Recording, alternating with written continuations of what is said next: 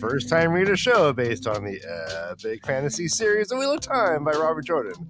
My name is Ryan, and I'm currently wishing I had a hat for all this scorching sun. Nice one. Well, and I am Ryan's brother Dan, and Sasavraya Ninde Misanye. I am lost in my own mind. And we are The Way of the Leaf, and this is the LeafCast. Yeah, and can you believe it's episode 78? Episode 78, and this is the official number, Ryan? This is the official count. Okay. Yeah. Like you set your watch to it. I don't have a watch that isn't digital and set by a satellite. Do you have a Swatch? No. I guess I have. You know what? I'll set my microwave clock to it. Dan, do we ever own a Swatch watch? I remember there was Yes, Ryan, I owned a Swatch watch. I actually bought it in Germany. And I had one of those little Swatch watch guards, those little like rubber freaking. I remember this. Yeah. It was like the rubber bands that people had in their braces at the time. We put that on our watches to protect it from scratches. Which you would like need if you're like in a mosh pit. I swear to God, the watch I had is probably worth like 3,000 rubles now, though. And where is it? No, it's gone. It's gone. Yeah, I didn't value it. The corner. I didn't value it, Ryan. It was just a Swatch watch. All right. Well, it wasn't just a Swatch watch. It was at the time. It was though. Yeah, I know. Watch. It's just a Swatch. It's just Swatch. Hey, welcome everyone. Everyone, thank you for coming. We do have a first time reader show. Ryan, you want to bring these folks in? I'm all about it. Here, look at this smooth transition. Nice. I do want to thank. And we have a little case today. Okay. Little case with the money sign still. We got rye bread. Let's fix that. I do have the money sign. We got little Josh money sign. Hey, let's all money. fix that. It's a new show. It's a new day. Sign, but I'm big money. Oh, All big right, money. Josh, you Hello, are. Josh, big money. That's right, Josh, big money. All right, let's do some sound checking. Josh, you're quiet as a mouse. Let's move that mic down towards those supple lips. No way. Oh, there you are. Supple. Very supple and sonorous. Supple. Ryan, Hey, everybody. I'd like to. Some people say Louis Armstrong was all about his lips. Like if you Supple lips. he's all about his lips. Yeah. Oh, and KayK, hey. hi. Kate, you are wearing the Warriors sweater because they are in the playoffs. First round starts Saturday night. Are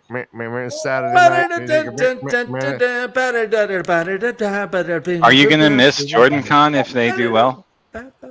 Hell no. No. I might be like at a bar somewhere, like watching. Yeah, on a certain night of the conference. So I love how Ryan. You can always tell when Ryan tells a joke that he himself thinks is funny during the intro, because it totally fucking derails him. Okay. Yeah. That was great. Great introduction today. Oh, thank you.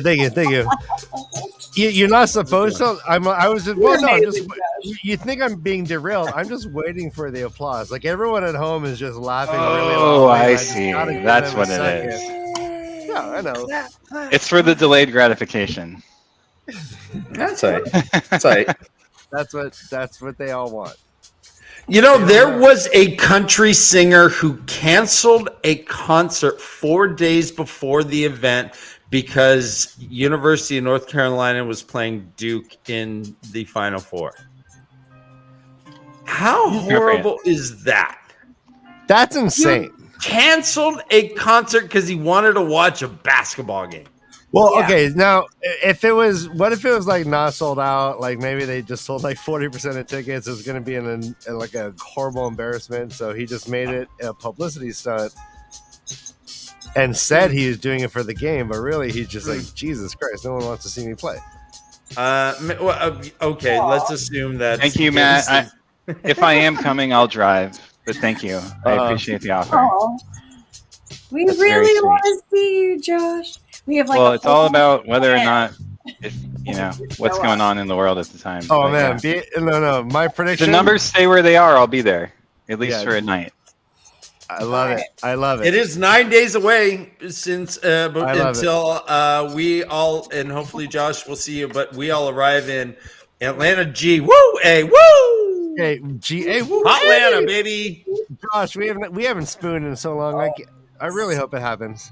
I want a spoon too. I'm a fork now in the drawer, so it's gonna be a problem. You Oh, they didn't like that at all. What is happening? Yes. Are you under Was that attack? Cirrus? Was that Cirrus or someone else? That's all of them. We got 3. All of them. Wait, They you have a third dog?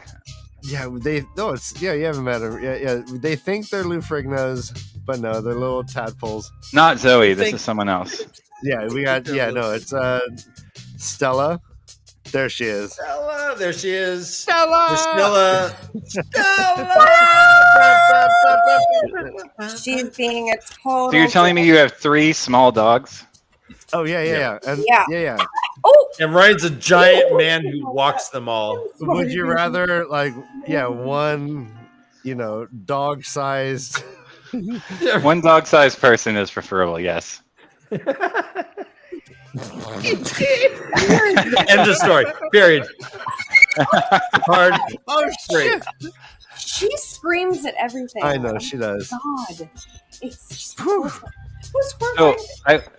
I went to a listening party last night on the Prog Notes Discord server, and I listened to this album that made me think of you, Ryan. Fortress by Protest the Hero. Have you ever heard this?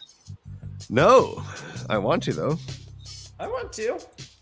It's Are you good. Can you sing it We'll have a for us listening right party now? after on Discord. I can't We'll sing it. listen to It's too many growls and too much operatic craziness. Yeah. Okay. Sweet. But it's like math rock meets death metal, kind of. Okay.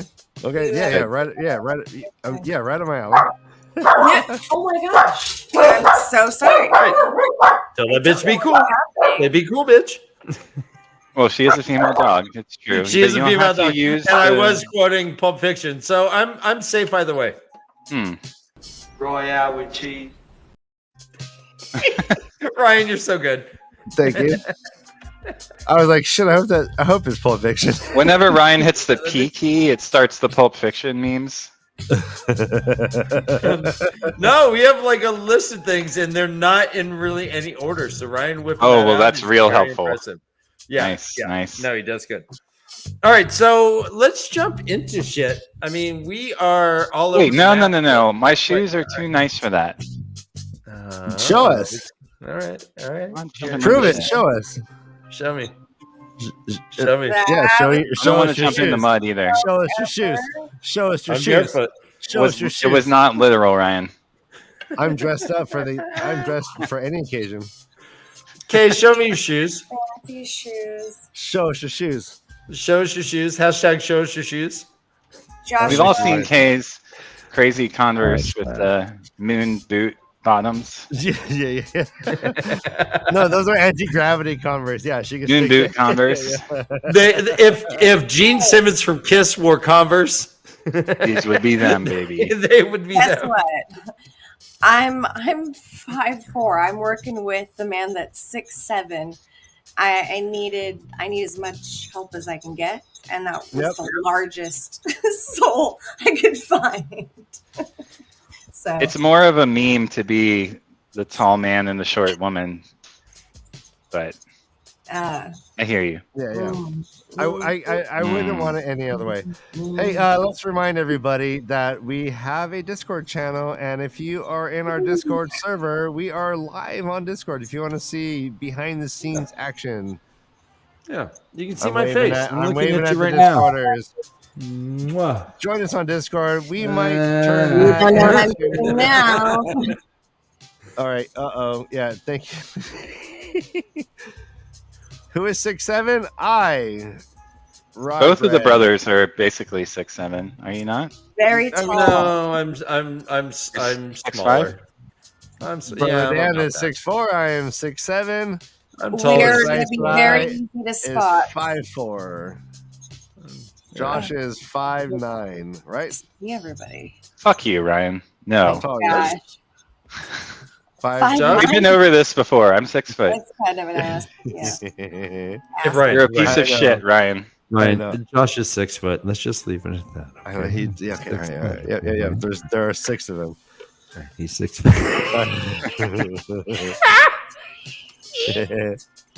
You guys are 6 great. foot breath. Yeah, 6 foot, like floating on mushrooms. He's like, oh, I don't need no mushrooms. 6. 6 foot or heels. I don't need Converse moon boots either. General admission. He's like, I'm 5 feet 12 inches. I'm 424. Yeah. I don't know. All right, yeah. All right, guys. No, yeah. Can't wait to see everybody. We stick out in crowds naturally, but we're shy as fuck. So if you see us at JordanCon, please come say hi to us. We probably and I will be probably wearing a Podcast of the Dragon T-shirt. Oh, I'm so jealous. That Morgan is gifting to me. Oh, I think there's only one of them, and I will have it, and I will wear the shit out of it. Yeah. I'm jealous of that. She's the official Podcast of the Dragon of the Way of the Leaf show. Oh. Seriously, if you are not watching us, I hope you are listening to Morgan. Seriously, like I could not endorse it any harder. I think everyone's doing you can't because it's spoilers, but god damn, exactly. Kay, she is so good. No, the little bit that I was able to hear and the couple times that I've had conversations with her, she's just absolutely genius, and I adore her, and I'm hoping that her channel just takes off because she is absolutely amazing and incredible. You know what you can do is I saw the crown coming, MaTsDaGger. It's looking awesome. He's getting a raven crown his wife is making for him. It looks fantastic so far. Karri John, 5'3" is super commendable. I wish I was smaller. My whole mentality is like, I want to observe like Bran. I want to climb up on a tree and observe from on high. I want to Google Earth everything, and I just want to be small but I'm a fucking giant. I can't help it. You know what? Honestly, like going to a convention like this, I feel like I know so many of these people that I've never met that it's like going to be like seeing Avengers or superheroes in a lobby. I thought you were going to be going for high school reunion. Well, no, I'm saying like I've never done it. Did you? Why would you want to go? Why would anyone do that? Oh, they're great. They're fucking awesome. I don't high school reunions. They're fantastic. You've done yours? Yeah, 5, 10, and 20. Oh my god, you're that guy. Yeah, they're great. Awesome. Well, if you went to school with awesome people, you would do it too. No, Josh appears to float above. No, how do you? What I mean, define. Apparently not. If you're not wanting to see them 20 years later. Clearly, I don't want to see anyone 20 years later. It's like the people from high school I want to see. Like I am still friends with, and I can FaceTime if I want. Like I have 3 good friends, I think, from high school. Yeah, one of them I'm married to. I think I would be more. I think I'd want to hang out with my friends, like oldest kid, more than my friends and friends. Oh, gross. Just because you're you're that guy. You're that guy. Way creepy, Ryan. That was about the thing you could ever say. But I think what you mean is that you're just super immature. That's the problem with rye bread. He just says stuff that comes out of his head. Without any thought, it's out his mouth. Then my career's dead. All those words tend to go south. In the gutter where he lives. All right. I don't know. Chapter 36. I don't want to sell anything. I don't want to pair anything. I don't want to buy anything. I don't want to sell anything sold, bought, or processed, or pair anything processed. So you're a kickboxer? Like sport in the future? I don't know. I just want to hang out with your daughter. Yeah, no, do you remember that he was a kickboxer? It's getting Oh, weird. yeah, you're right. I'm a kickboxer. Sport of the future. Ryan, you don't know how to It's stop more when you're behind, do you? No, that's what I'm excelling. Josh, what the fuck? No. Yeah, Ryan is Josh, yeah. one of the first rule of yes and is to make your partner look smarter than they are. And make them feel like they're doing great. Wait, that wasn't in the contract. There was no yes and in the contract. Yes. There's a no but. No but. No way. I want to see that little booty. Speaking of which, show it.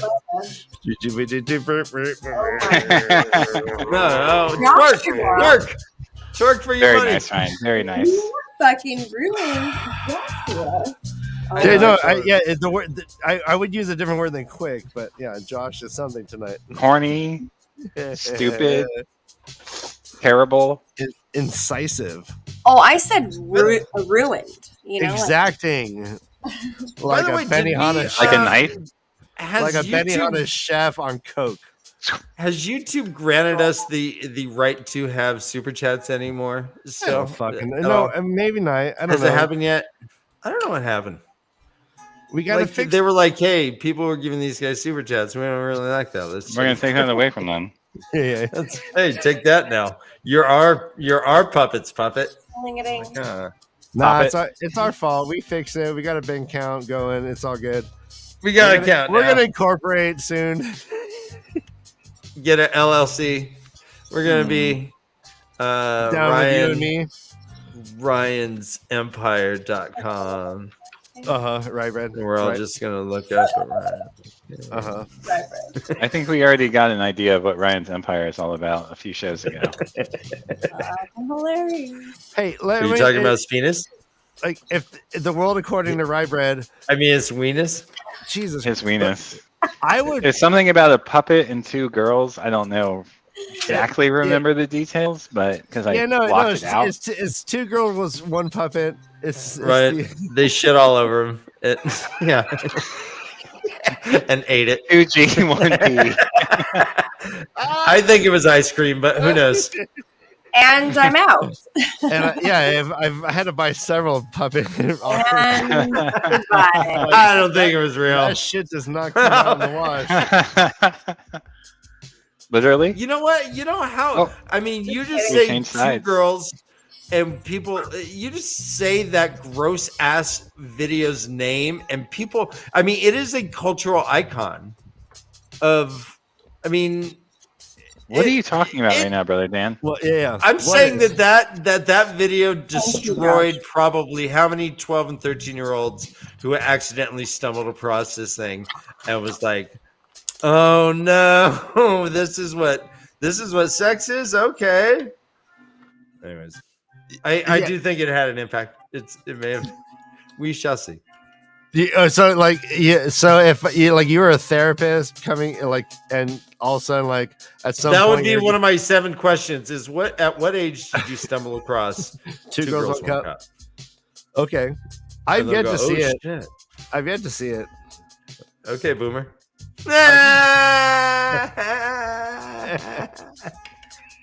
All right, guys, let's fucking talk Wheel of Time. If it was two women, 23 minutes. I may have watched it, but not two girls. Whatever. Gross. Oh my gosh. Have you seen 2 Cups, 1 Bowl? It's these 2 cups that are just smoking weed. So Wheel of Time. Wait, what is that? Shit. Did we read some? Yeah. I've already halfway finished my drink, and we haven't even started talking about the book. This is going to be... We haven't, and there are drinking obligations as normal. So, all right, chapter 36, it is misdirections. This is... the last chapter was not Rand. This is a Rand chapter. Well, it starts off with Rand anyways. They're leaving camp. They're splitting off, and they're off to a place called Imre Stand. We learned that there's 400 or so Jendo and double that of the Shido. And supposedly the Peace Meridian should hold, but who the fuck knows with these wild cards, right? Cool it in splits, even though he should have waited 10 days. He's like, but you're leaving, I'm leaving. Fuck him. Fuck him. That's not suspicious. Fuck him. And as always, now Avienda is pretty much shadowing Rand. And she's kind of a handful here. Her and her Elaine talk. Ryan, Elaine crank is the music woman. down just a little bit. Boom, boom, boom, boom, boom, boom, boom, boom. Thank you, boss. No, Thanks, no boss. problem. No problem, Chief. Hey, Sport. Attaboy. Attaboy, sport. I tell you, boss crawls up my spine. I do not like that adage. Anyways, Okay, boss. fuck off. You know what, Josh? If you didn't have lips like plump love apples, I would grab you by the waist. But you do have lips like plump love apples. Ryan, can you say that 3 times fast? Plump love apples? No. What? Lips like plump love apples. Say it. Go. Go. Lips like plump love apples. Lips like plump love apples. Lips like plump love apples. Lips like plump love apples. Lips like plump love apples. Lips like plump love apples. Fuck you. Fuck you. Lips like No. I was asking if you could do it, and you did. And I did. Yeah. Pump it all like a lot. Are you that guy who, like, if someone says, "Hey, can you make a free throw?" Yeah. and you shoot it, and you're like, "Fuck you, fuck you, fuck you." God. Come on. But you're the one who called me out. What do you? What? No, I asked if you could do it. Can you? You did it. I was impressed. No, I obviously stumbled over the fucking thing. All right. You did better than me. Good job. Best Josh. Okay. But I asked Josh, not you. Bonus Just points. to be clear. Brother Dan needs food badly. Plump love apples. Brother Dan is about to die.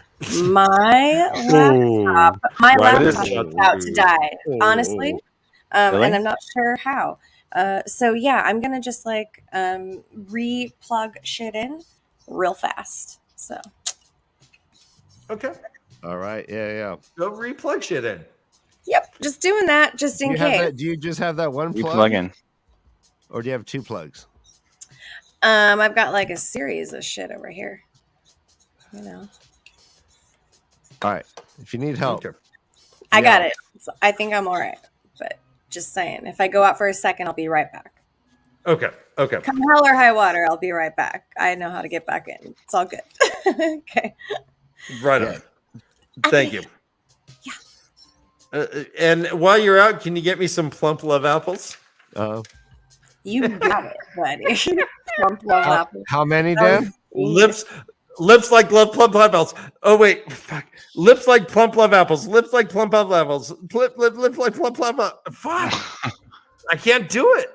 Very nice. Lips like plump love apples. Lips like plump love apples. Lips like plump love apples.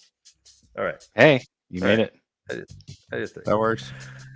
All right, so let's what is Avienda? Avienda's all into Elaine. She's like, hey, she's promised to you.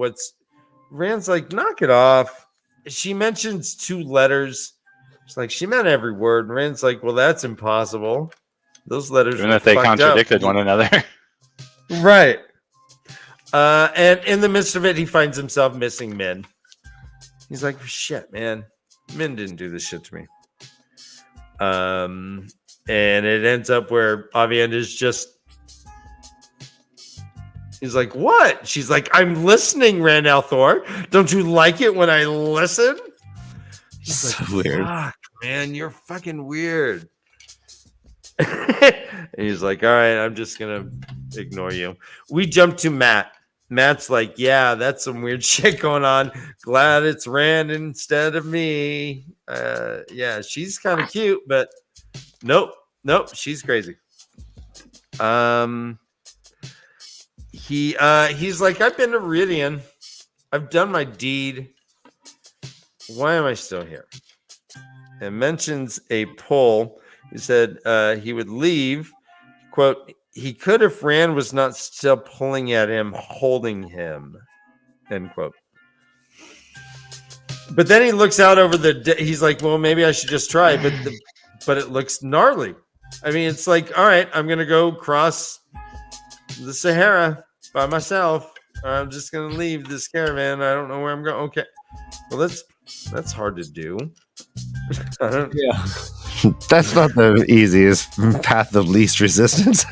Right. So, I mean, it could be this pull. Am I going to go on a walkabout? Where do I go? Which way's east? And then peddlers show up. No one is really thrilled that there's peddlers because apparently they should have had some sort of escort through the threefold land. And in fact, they were on their way to Ridian, which was a big no-no. Apparently, the peddlers claimed that they were on their way to Cold Rock's Hold. So talk to me, Josh.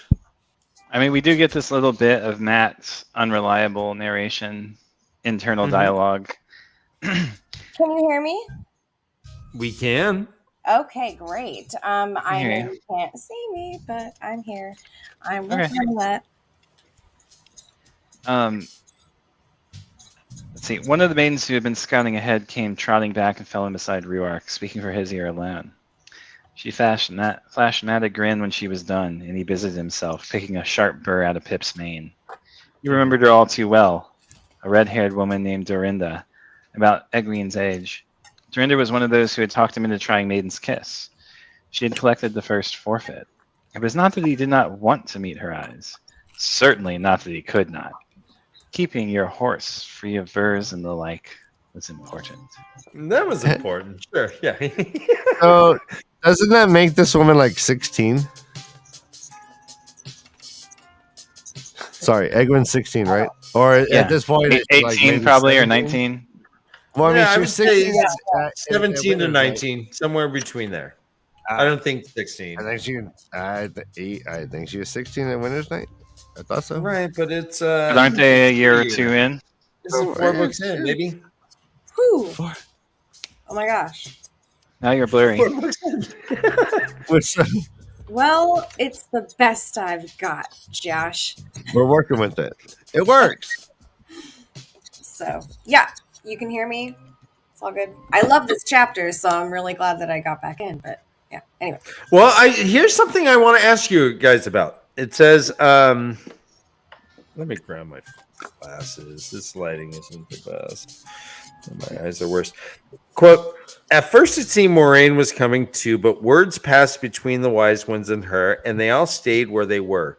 Watching, though, the Aes Sedai dismounted, playing with something small that sparkled, and Egwene and the wise I was going to bring this up too. Around her.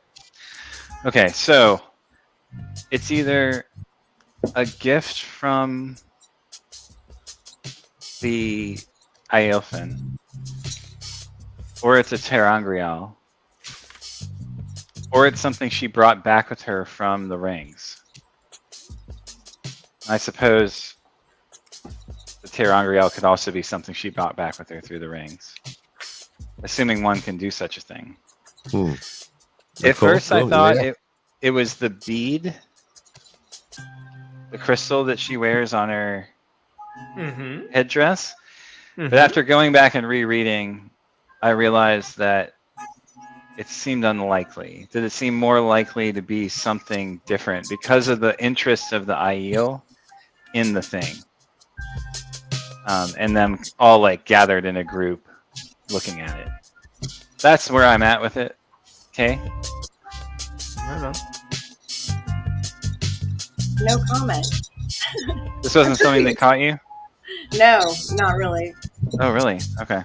Yeah. Was it?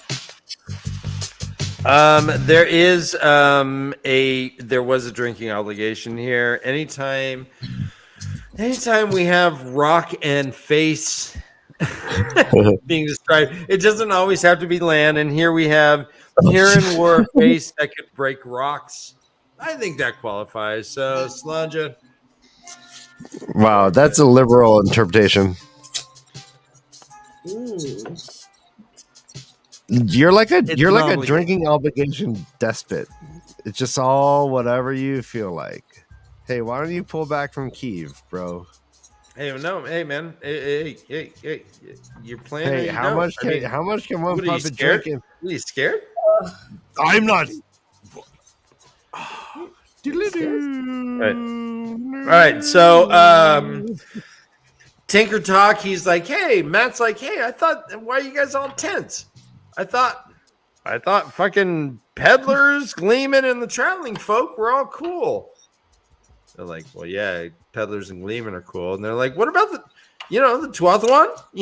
Tinkers, the traveling folk? And they're like, and Rand's like, hey, why don't you read the room, Matt, and just chill out just one fucking second. This is a touchy subject. You'll find out when you go through the rings. You're not gonna go be a clan chief. I understand. You don't, just trust me.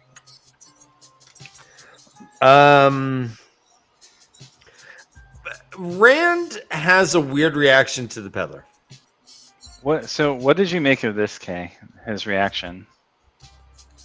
Rand not trusting him, being completely saying that it's all in the eyes. This is the one we're talking about. Yep. Correct. Yeah.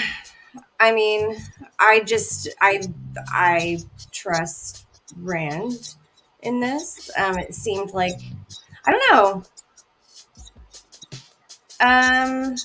This was a little bit weird for me, but it definitely seemed like he knew what he was talking about.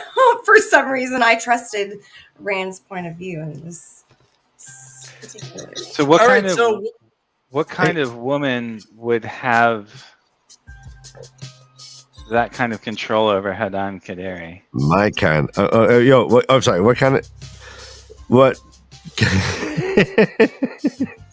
You think even before that? So even before that, there, Josh, it's when they were mentioning Tinkers and all that. They when they were all tense. Rand had said he came into the waist. Rand chuckled. Jadine tossed his head and danced a few steps. I wonder if he will leave it again. Rand's twisted grin did not reach his eyes. Sometimes Matt almost wished Rand would decide whether he was mad or not and get it over with. Almost. So this is before they even go up and say in the eyes. He's like, a peddler. I wonder if he's going to leave alive. And then they go up, meet Hadan Kaderi. But with what happens, it leads you to wonder,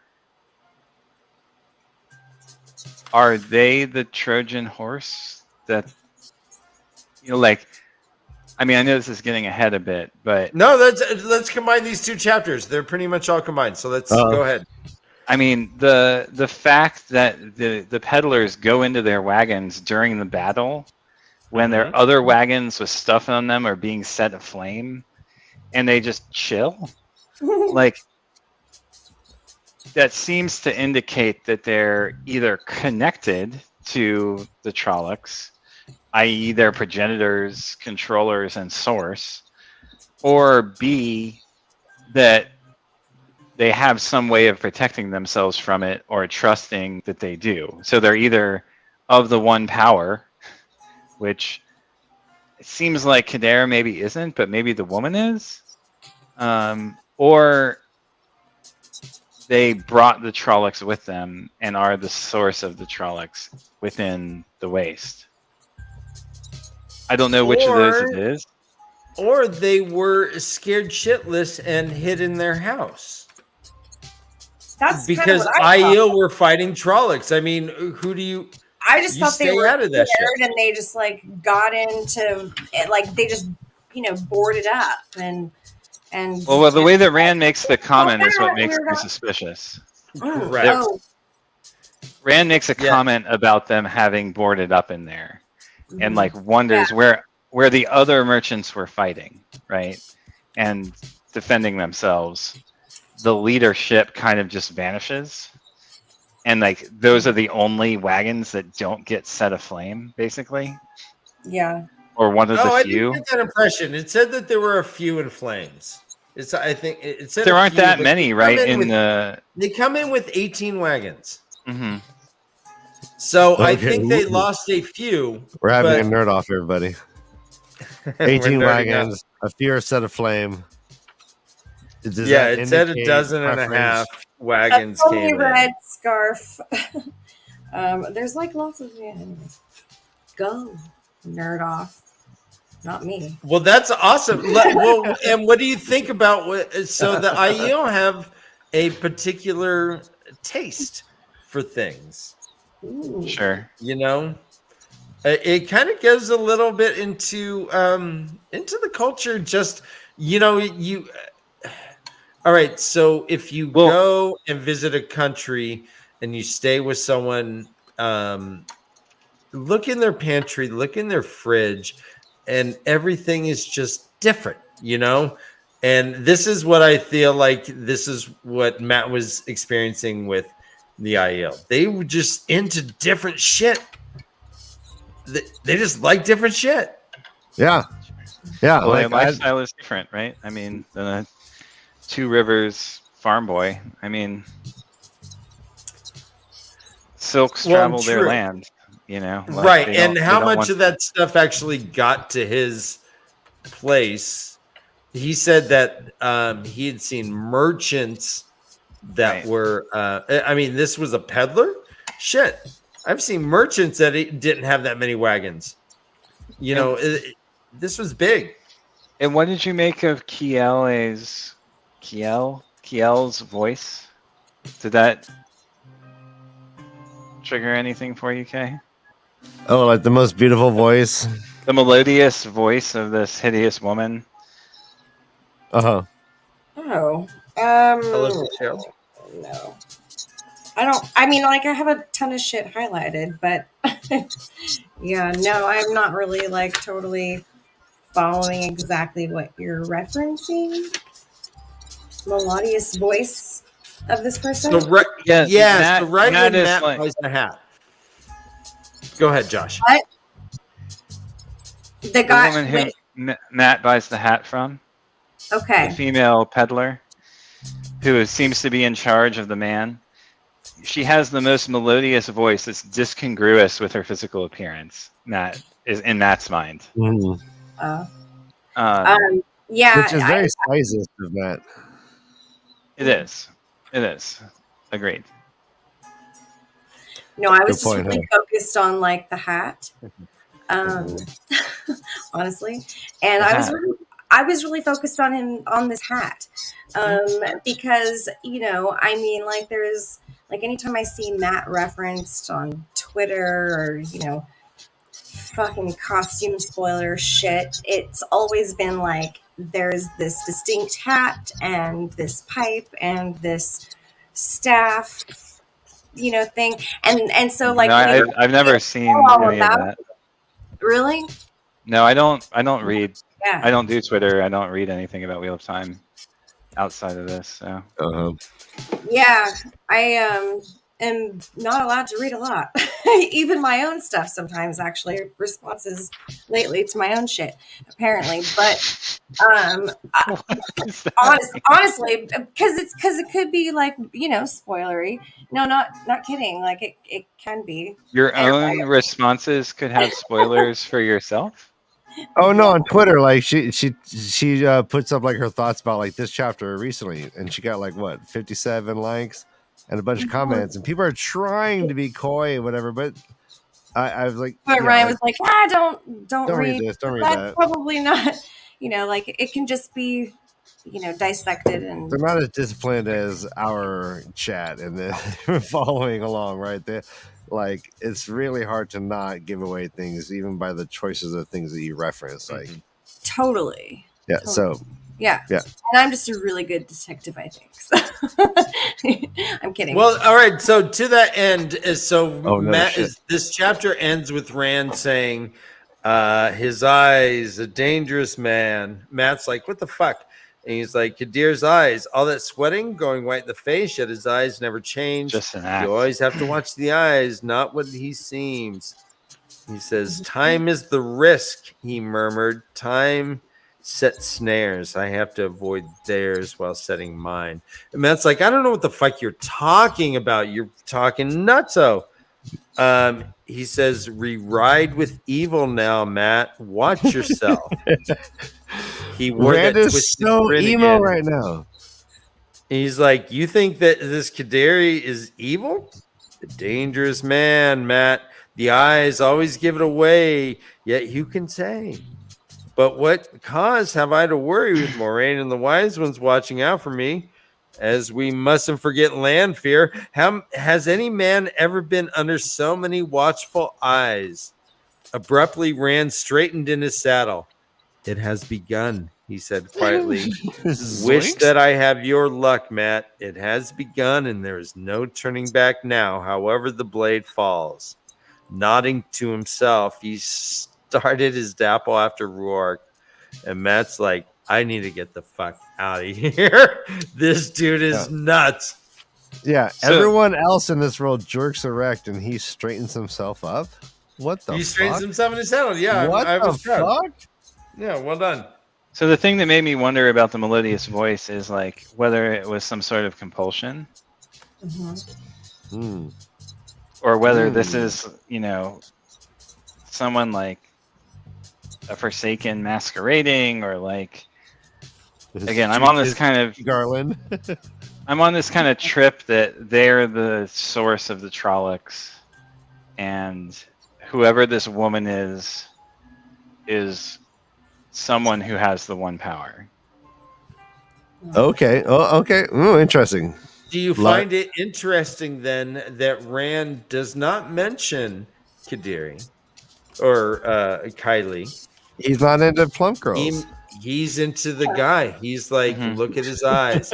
I mean, so Rand doesn't seem concerned by his by the other woman. Or is it just a blanket statement over both of them? I mean, I think he's just distracted and not really like, he's so caught up in his, like with what Matt's saying, he's so caught up in his own internal story and dialogue that he can't really like grok what's going on in the broader picture. He's just so set on time's snare and like the Forsaken getting ahead of him that he's like missing the forest for the trees. That's my impression, but I don't know. Okay. Well, they're off to Imre's stand. The scouts come back and they're like, "Yo, there's trouble at Imre's stand. Apparently, there's some sort of massacre. Blood everywhere. Blood on the ceiling. Blood on the floor. Blood on the walls. Your mother's a nice woman." There was they're saying that Matt says it's Trollocs. Like, nah, that ain't Trollocs. Trollocs don't come here. Trollocs don't hunt us. We hunt them. Is the line. But it looks like it's some sort of Trolloc work. There's blood everywhere. They're like, fine, we're just going to camp out. They camp here because there's water. And the water is not much. It says, the quote, "The water at Imre's stand turned out to be a tiny spring at the back of the crevasse, feeding a deep, roughly round pool, which Rourke called a tank, less than 2 paces across."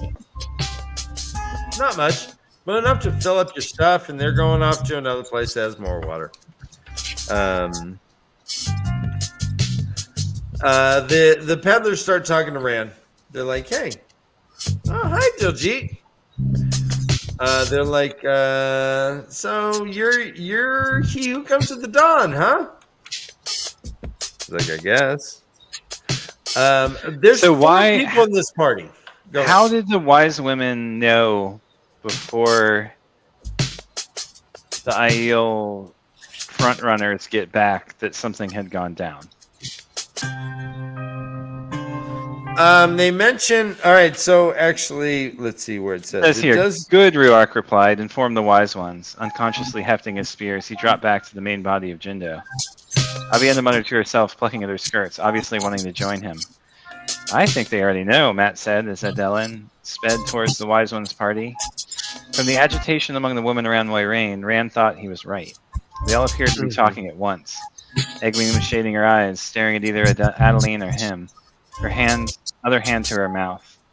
How had they knew would be a question for later. So, what are your thoughts, Josh? How did the wise ones... Nothing to do with whatever the gem or whatever it is that Moiraine has was what came to mind, but I don't really know. That's why I'm asking. I was wondering if Kay had a sense that something I missed. Not really. Well, you guys might remember that Moiraine at one point earlier in the books, like, did do an eavesdropping kind of thing, right? Yeah, that's one of her talents. Yeah. She was listening in, and I think she was using her forehead stone as like the focus for that. But she may have had an Angreal. I don't remember. But I mean, is it possible that they were just like listening in and just spying on Rand? They're just I mean, it would fit with Rand's perception that he's being spied on. He thinks that it's Avienda, but maybe he's just picking that up from his spidey sense, and it's actually something different yet again. Reno. So they camp. And I do love that there's this bit about the Aiel culture being non-hierarchical in the sense that like anyone can talk to a chief, and the chief of chiefs is no different, and that respect is something to be earned, not granted. Right. But even Ruark says, yeah, but even some people push it beyond what's acceptable. But yeah, so back off, Avienda. You're kind of he's not a king, you're right, but don't push it. Be polite, would you? I think is what he was saying. So they Rand's like, well, I'm tired of Avienda. Avienda's like, what about Elaine? What about Elaine? He's like, fuck, I don't. All right, I'm just, hey, Lan, let's do some sword shit.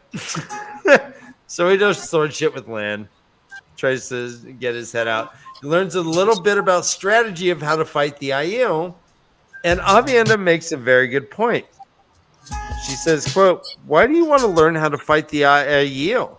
Avienda burst out. Are you not he who comes with the dawn, meant to bind us together and return us to all our old glories? Besides, if you want to know how to fight Aiel, ask Aiel, not a wetlander. His ways will not work. And right then, Ruark comes up. He's like, no, actually, their ways work pretty fucking good. And you should not be a bitch. More or less. We learn that she is a wise one. Or at least a wise one apprentice or something. But that's why she is unarmed. That's why she's wearing the big flowy skirt. And it's in line between a wise one and a wise guy, eh? Hey, yeah, wise guy. Hey, he's a wise guy. That's kind of explains her attitude, like her anger a bit. It doesn't seem like it was much of her decision as much as she was, I don't know if coerced, but she was certainly compelled, it seemed, to drop the spears. She didn't want to do that. She's a maiden. They cut off her tail, her little janky rat tail that all the warrior girls have. The rat tail. Guys, let's remember, this book was written in 1994. Rat tails were like from like the 80s and stuff. That was tough. You were tough if you had a rat tail. Anyways. And then as soon as he's done with Lan, Ruark's like, hey, I thought you'd like to learn the spear. And Rand's like, fuck, I'm tired, but yep, Got to show my people that I'm doing it. And he goes off. So you skipped over a big portion here where, like, talk to me. Kadir brings out Isendra, and we learn that they already know about Rand being the Dragon Reborn. And so how did they know this? How did they know that he was he who comes with the dawn? Oh, God. Josh, what page are you on in your book? 601? Oh, it's so different in mine. Okay. I'm on 563 in mine. Which Imre's stand, the 4th page of Imre's stand. Wait, sorry. 1, 2, yeah. 3, 4. So yeah, the 8th page, I guess, technically, but yeah, the 4th physical page. It's like way different. So it says, "You are the one who the I'll talk of, he who comes with the dawn." Kylie and the Gleeman came out of the second wagon and stood together at a distance watching. "It seems I am," he said. "Strange." Her smile became wickedly mischievous. "I thought you'd be more handsome," or whatever. And then she says, "You must forgive her, blah, blah.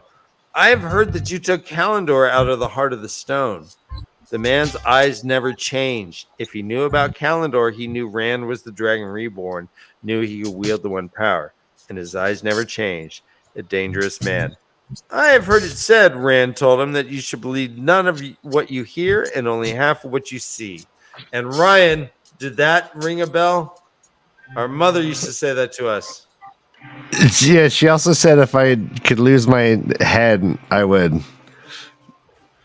If my head was detachable, I'd lose it somewhere. And she would say, if that was a snake, it would have bit you. This is the Marissa comes in with this is the part where I start suspecting the IO are genetically modified human stock. They have way too much energy. Yeah, they super make me feel like less than in every way, except humor.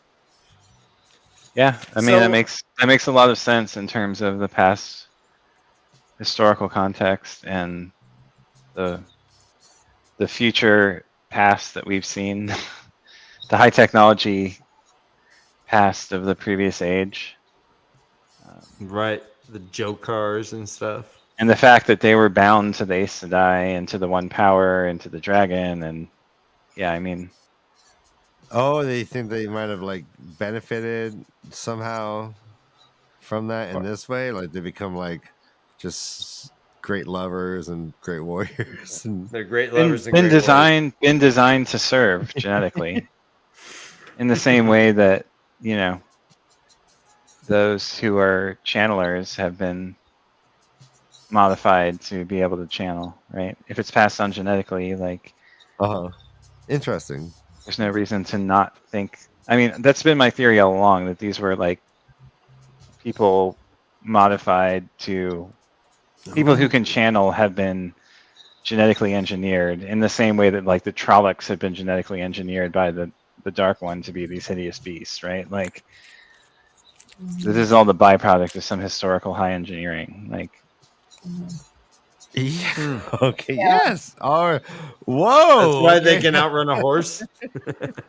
I like that. I mean, so we know in the past we've had the breaking, right? So how do you make sense of the fact that Kadere says this? Yeah. A wise rule, yet to achieve greatly, a man must believe something. Belief and knowledge pave the road to greatness. Knowledge is perhaps the most valuable of all. We all seek the coin of knowledge. This is a peddler talking.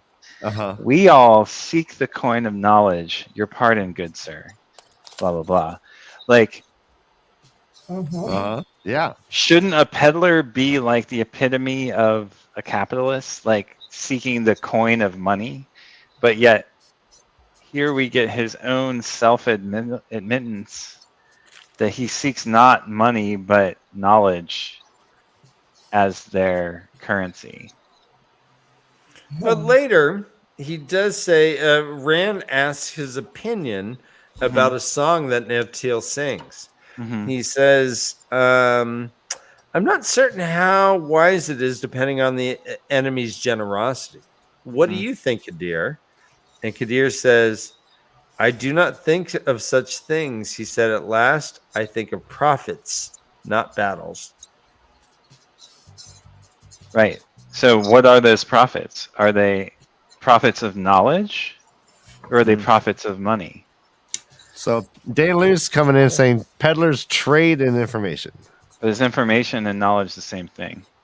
Good point. And one of the foremost questions of science, right? Like, where does information end and knowledge begin? Okay. Mm. I feel like it might be a little more simple than that. Just saying. Like maybe it's not. Maybe it doesn't have any.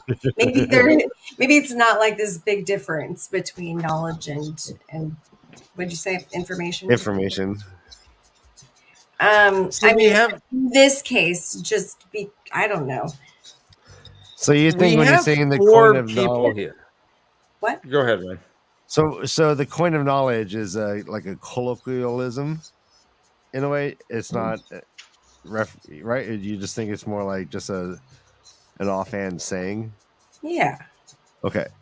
And Josh you think Josh is kind of like reading into that? Yeah. Okay, cool. I'm on Team Josh. I think it's weird. Well, I also have that highlighted. Like it's crazy. I have that highlighted in here, but I don't even remember why. I was just like, oh wow. But I know that I don't trust this peddler. Mm-hmm. Certainly Rand doesn't. He's saying that evil's traveling with them, so Yeah. what is this? Yeah. Go on, Dan. Right. So there's four people that we meet primarily in this caravan. One is the peddler, Kadir.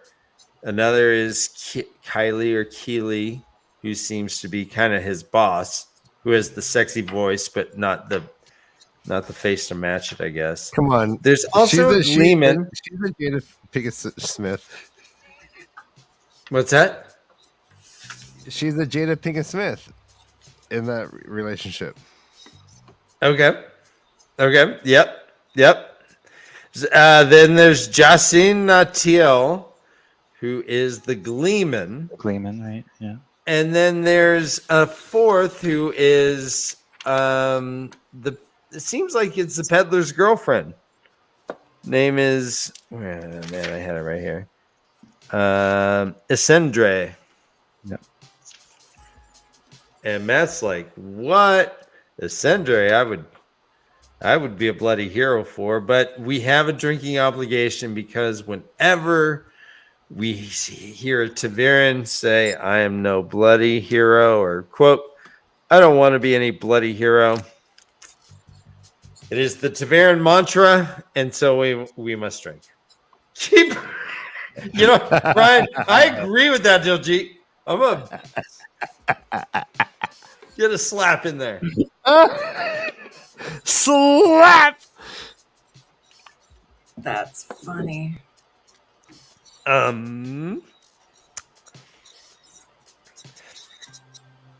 So let's see. You're doing great, Dan. You're doing great. This is a great episode. What? So Essendre, was she faking being disturbed by the Trollocs? Well, thank you, Dan. Take it there.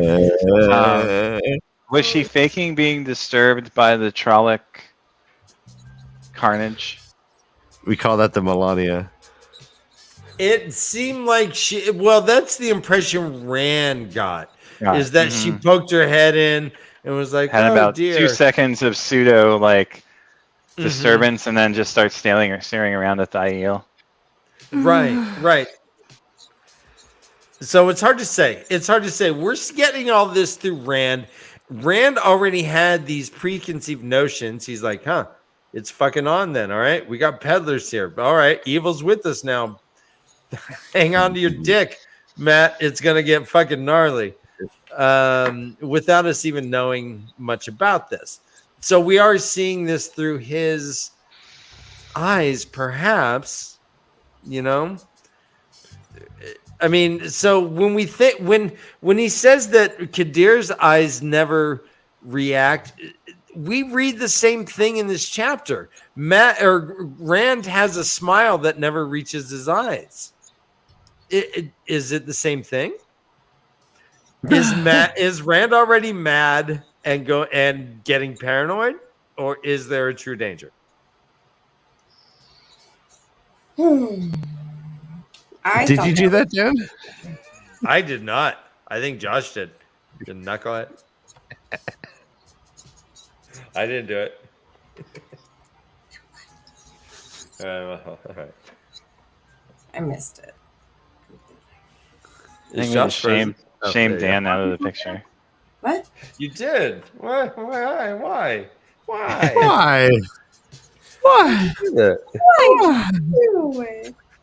I will say, because we're talking, since I'm on soapbox, I really wish that peddlers did not have hook noses and large noses. I do not like this stereotype. Yes. I picked up on it, and I found that one description that we keep hearing about is their large hook or hatchet nose. And like in that one Star Wars movie with that stupid fucking Anakin child, like right, the Watto. I mean Watto, or even like in Harry Potter, like the this is probably the better one where like the Harry Potter banks, the trolls or whatever were just. We could have done without it, but I understand what he was saying, I guess. But fuck, I felt uncomfortable hearing about how the peddlers have big noses and are all about profits. And I'm like, dumb. Yeah. Anyways, lazy. Off my soapbox. Let's get to the song. You know what, Ryan? Next time we're playing. In fact, guys. What song? Guys, eyes up. We're gonna replace poop with song. Do not look. All right. Do not look, Josh. Josh, do not look. At what? I am going to say a verse of the song. One of the words I am going to replace with the word poop. I would like you to replace that word with the word poop with the proper word of the song. Do you understand? I think so. If I said, "Carry on my wayward poop," you would say "son," and you would be right. So we're gonna play that on here. All right. All right. Okay. Soft the wind like spring. Oh wait, soft the wind like poop's fingers. Soft the wind like poop's fingers. What? Spring? Was that like a something that you just that was a gimme? Yeah. All right. It's springtime. All right. Soft the rains like heaven's poop. Nope. Don't know it.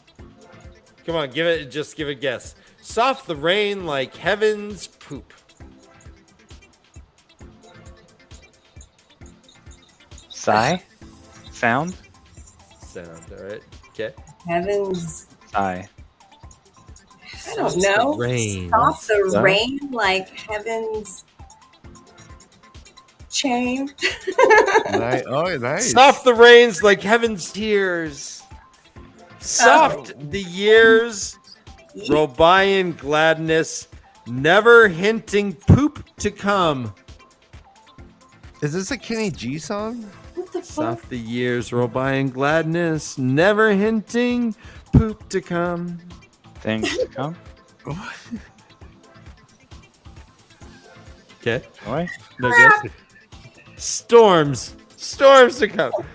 Never hinting whirlwinds ravage, rain of steel and battle thunder, war to tear the poop asunder. World. Never hinting World. Nice. World asunder. Steel and heart thunder, war to tear the world asunder. What do you say, Josh? Oak. Oh, it is heart. Hulk. It is Heart Asunder. All right, that was a fun game.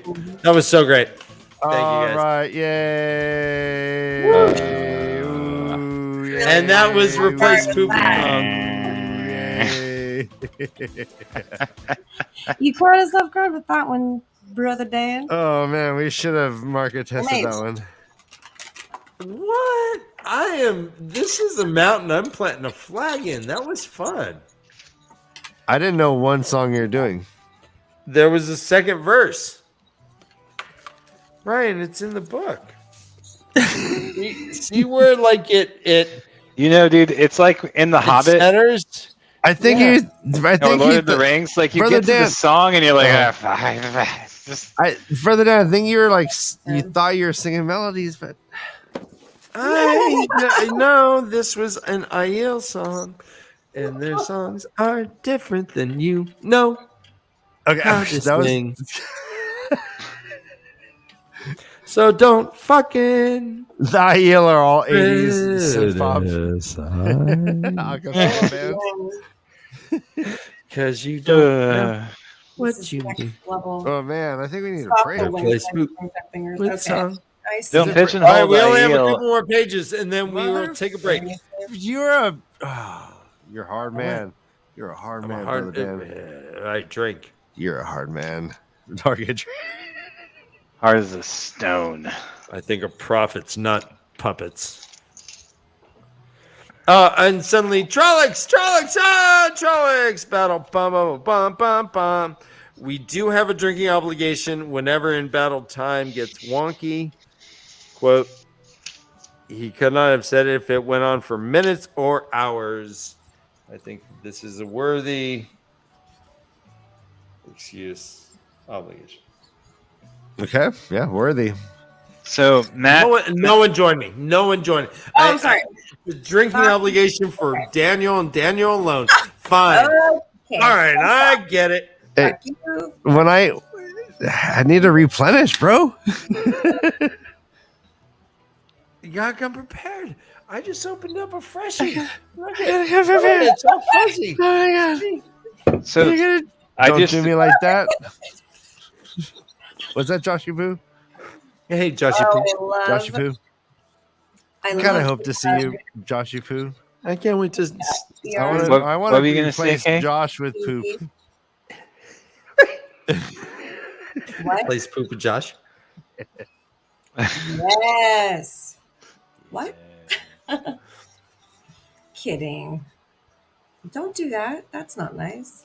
Oh, I was saying I love the mug of, I think it is, oh yeah, let's just get rid of a couple people here, right? Where'd he go?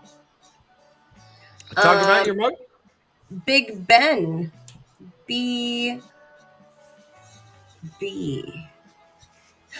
I think. Discord is different. Cheers. Anyhow. So, I just wanted to mention Matt's memory that we talked about last show. Mm-hmm. Before Iridian, his memory had been full of holes. Casting back in his mind then, he would have been able to remember walking up to a door in the morning and leaving in the evening, but nothing in between. Now there was something in between, filling in all those holes. Waking dreams or something very like it. Right. It was as if he could remember dances and battles in streets and cities, none of which he had ever really seen. None of which he was even sure had ever existed. Like 100 pieces of memory from 100 different men. This goes along with kind of what we were theorizing. Like 100 pieces of memory from 100 different men. Yes.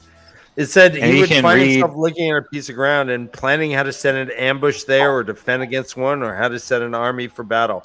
It was madness, he says, end quote. Without looking, he traced the flowing script carved into the black spear shaft. He could read it as easily as any book now, that it had taken the whole trip back to Chayandar to realize it. So some sort of old tongue writing that he can read. He knew the old tongue now, sifted whole out of those dreams. Go ahead, Kay. Sorry. And what does he say? Yeah. Go ahead, Kay. Oh no, it's okay. You can keep going, Josh. Yeah. That's all I had to say. That's all I had to say.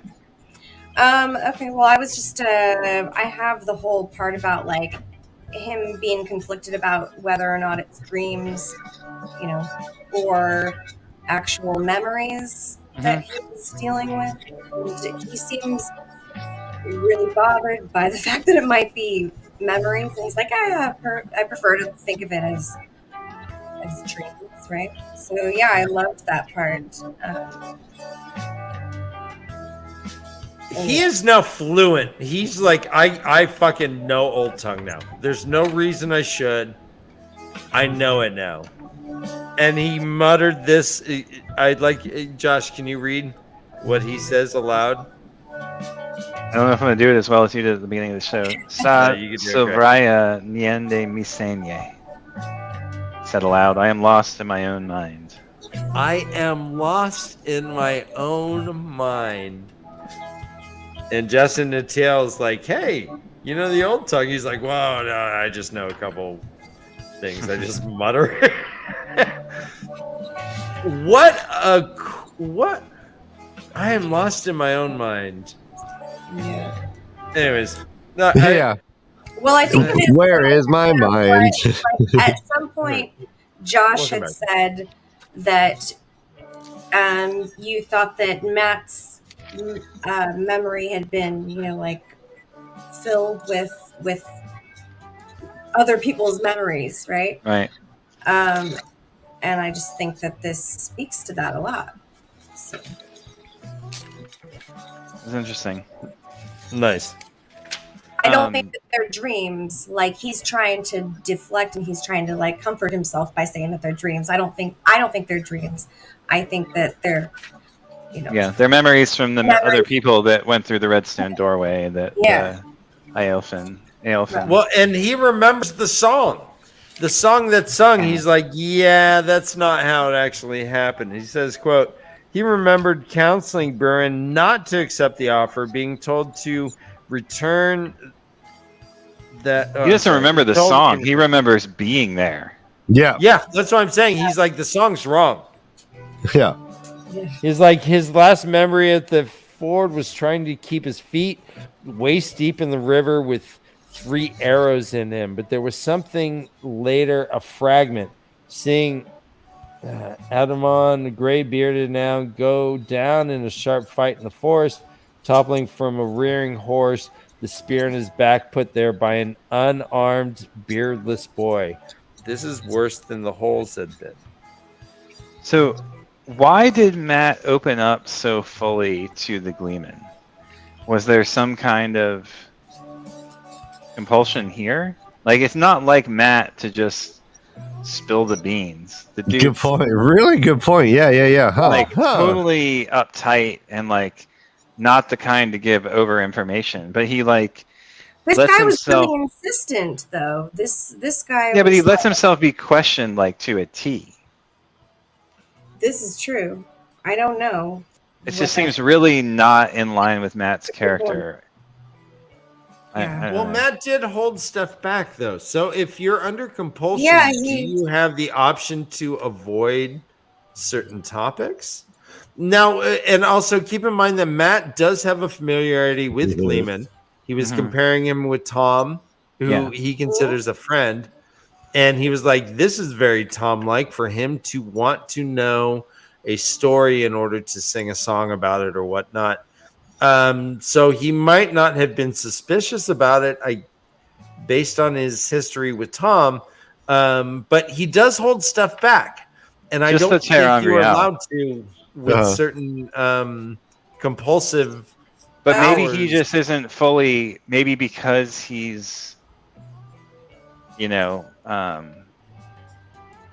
part of weaving the pattern around himself, he doesn't fall as strongly to it. I mean, interesting. I don't know. Well, he did say after, he was like, yeah, but if Isadora asked me, I would, man, totally like just be her hero. Way better. yeah. Go ahead, Kay. What were you gonna say? I'm sorry. Oh no, it's okay. I was actually just gonna say that he at first didn't think that he was like Tom at all. though, Mm-hmm. and was suspicious of it. Well, I thought he was suspicious of him, and I was suspicious of him because initially he had said that that he didn't flourish the cloak the way that Tom would. He could have been saying that he was a carpenter or a wheelwright. Yep. So he could have been anybody basically at that point, Mm-hmm. and it just felt very inconsistent to what we knew already about Gleeman, or the one that we really know. Yeah. And he Right, and then he goes on to say like he's he did remind Matt of Tom then when he starts like pestering him for more information, but only when he's being kind of a dick and really digging, and it says he uses digging out every last scrap. That's when he reminds him of the Gleeman, and so that feels like this is also not, to me, just that doesn't feel like a very trustworthy character. So I highlighted those points because I wanted to say that. Sorry, you feel like he's digging. Yeah. You're doing great. Now, you might have another explanation for why Matt might be like trusting of Gleeman, right? Okay, remember we were talking about this earlier, Matt, and your prediction about Matt? I mean, I think it was really stupid, but are you talking about like, I thought maybe Matt might like be a Gleeman in the future? Yes. Like, yeah. Yeah. Nice. Yeah. I said that, and I can see that. I could see him being just like a little like, telling a bunch of stories and like, with all of these things that are in his head. Just the memories, yeah. He would be the best Gleeman ever. Very Gleeman-like, and with the luck that he has, like ending up in the right place at the right time. Maybe that's something that Tom also has. That actually, I'm just throwing shit at the wall now. But no, I love it. No, yeah, it's fun. Well, and also, Kay, I mean, Matt, when he was kind of being infected by the dagger, the one time that Rand really saw him snap out of it was when he was juggling for kids and was being goofy and just having fun with little kids and juggling and doing the stuff. And Rand's like, there's my boy. He's back. And then, so... Yeah, and he had this really great connection with Tom too. This I love that nice connection and establishment, this rapport, that they built. So anyway, love that dynamic. So was this song? Was the song from Manetheren that he recalls being there for a part of his original vision that we saw of him as the Manetheren general during the exorcism of the knife's evil from him? Okay. Possibly. Jeez, I mean, as opposed to being memories implanted in him by. So, do you think are you wondering if it's like a one specific person's memory that he is like? Yeah, because he already remembered being in that battle, right? And well, this king was this is a different king, right? Right. Does this he remember is a different being in king. the battle, or does he remember does he remember battle like moves, and that helps him to fight the Trollocs and Murdrolls? Right. Well, that may be too, but he remembers in the knife exorcism that.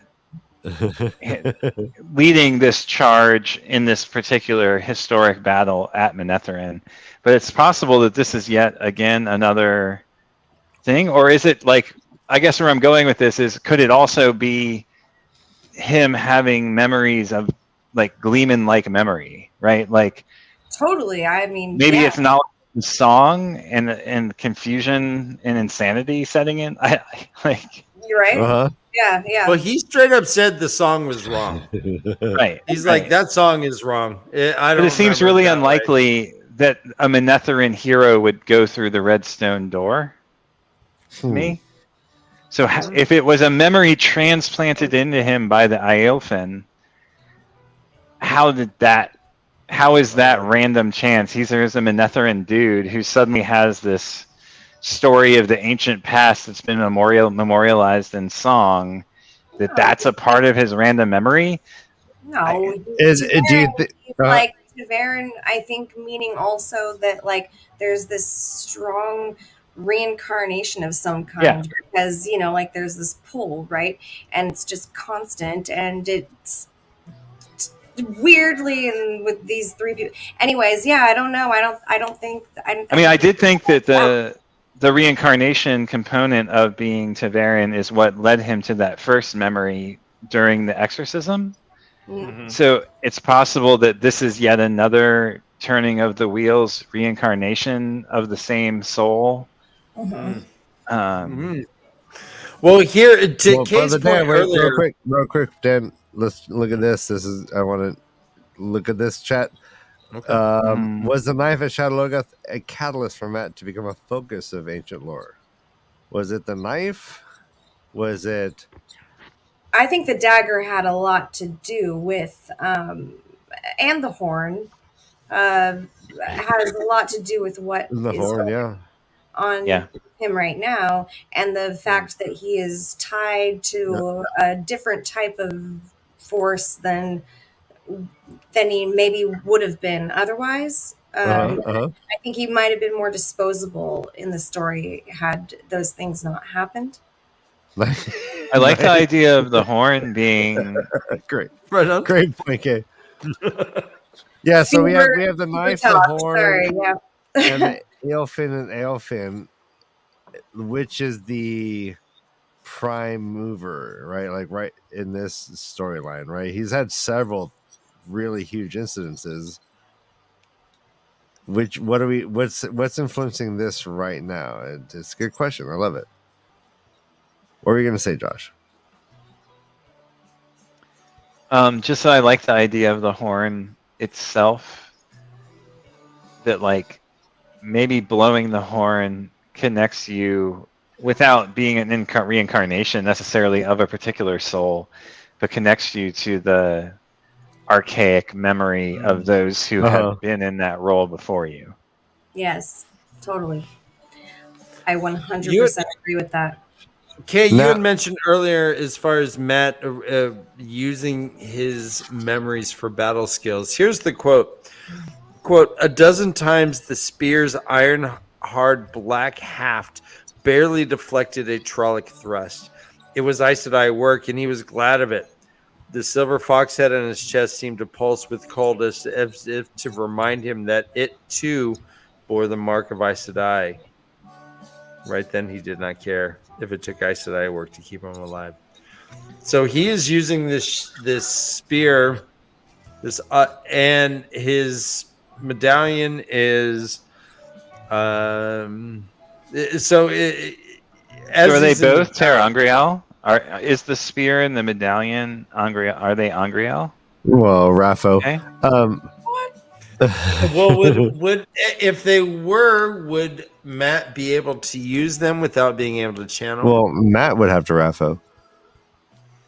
Matt would have to Raffo, I guess. Yeah, Matt would have to Raffo himself. No. Well, it didn't. The going cold made me wonder, like, what's happening when that occurs? Is it something outside of Matt, or is it Matt? My suspicion is it's not Matt. It's something outside of him that's occurring, that's triggering it. Well, let's all remember. That's good point. Let's all remember this now. Matt spoke the old tongue before the dagger, correct? No, I don't think he did. The dagger? Only after the dagger, yeah. Really? Oh, man. Really? I think so, yeah. I thought it was... Okay. Oh, chat... Did Matt speak the old tongue before he fucked off with the dagger, or after he fucked off with the dagger?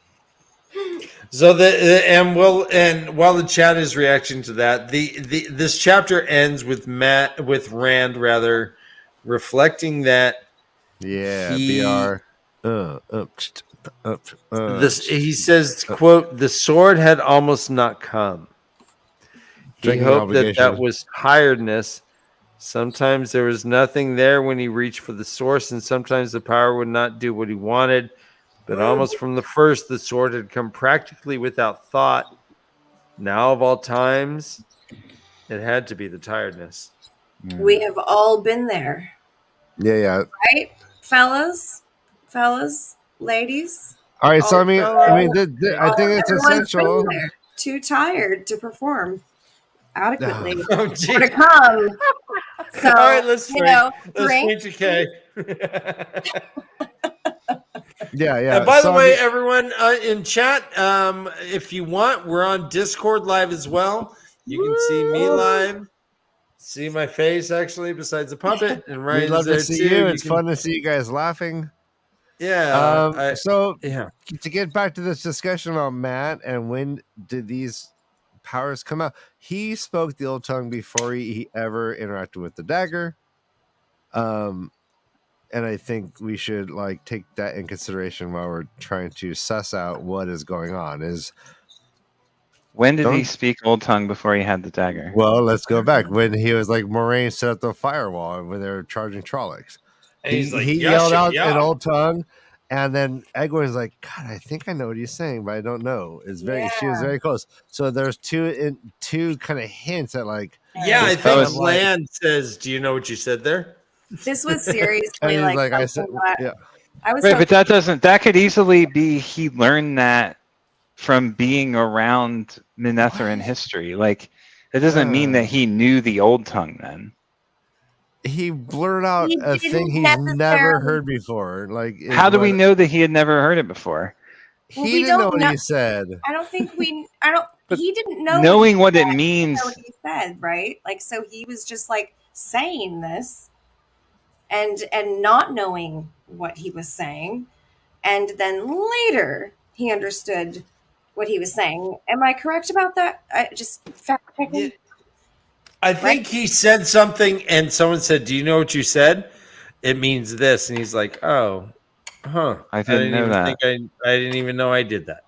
Right. But then also Egwene, to Ryan's point, also understands. And that's I thought she understood it. Thinks, feels like she understands it or something. Right. Anyway, that could be a whole other thing. Who knows? But back to Matt, Well, this does get back to the genetic memory component and whether or not, because this song was about Manetheren. Right. That's a very good point, Josh. The song was about Manetheren, and Matt remembered. So, do you think he remembers battles between Tyr and Ilian? No. Okay. Right on. So this chapter ends with him saying, well, he was happy to see Aviendra at the end. He fell asleep. He woke up. Aviendra's still very mean to him. And he's like, quote, at least he knew who and what she was and what she felt for him. Which is I'm on board with. With everyone acting weird and stuff. At least she hates him, but is going to shadow him. So he's like, all right, fine. Come along with me, you little negative person, you. And that's where it ends. Fools, Matt. What did I miss? Fools, Matt muttered half to himself, hiding inside the wagons as if that would make any difference to a Trolloc. They could have all been wrested alive, easy as not. Rand says, they're still alive, and Matt realized he had seen them too. This is always important, Matt. Who stays alive? It's like dice. You can't win if you can't play, and you can't play if you're dead. Who can say what game the peddlers play? Rand is acting fucking weird. Do we agree on that? I mean, Matt, we're like, what? He's acting like Jim Morrison.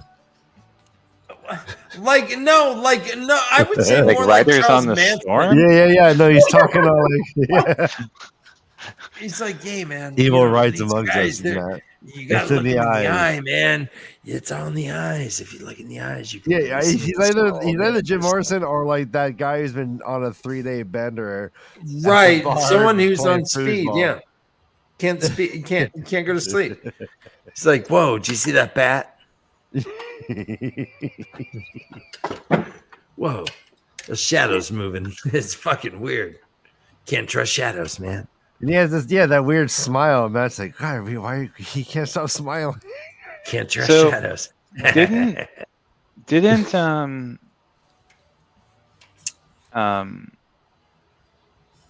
fuck, what's her name? Didn't the female Forsaken that has been tracking Rand for a long time like interfere with Matt's ability to channel during the battle at the stone?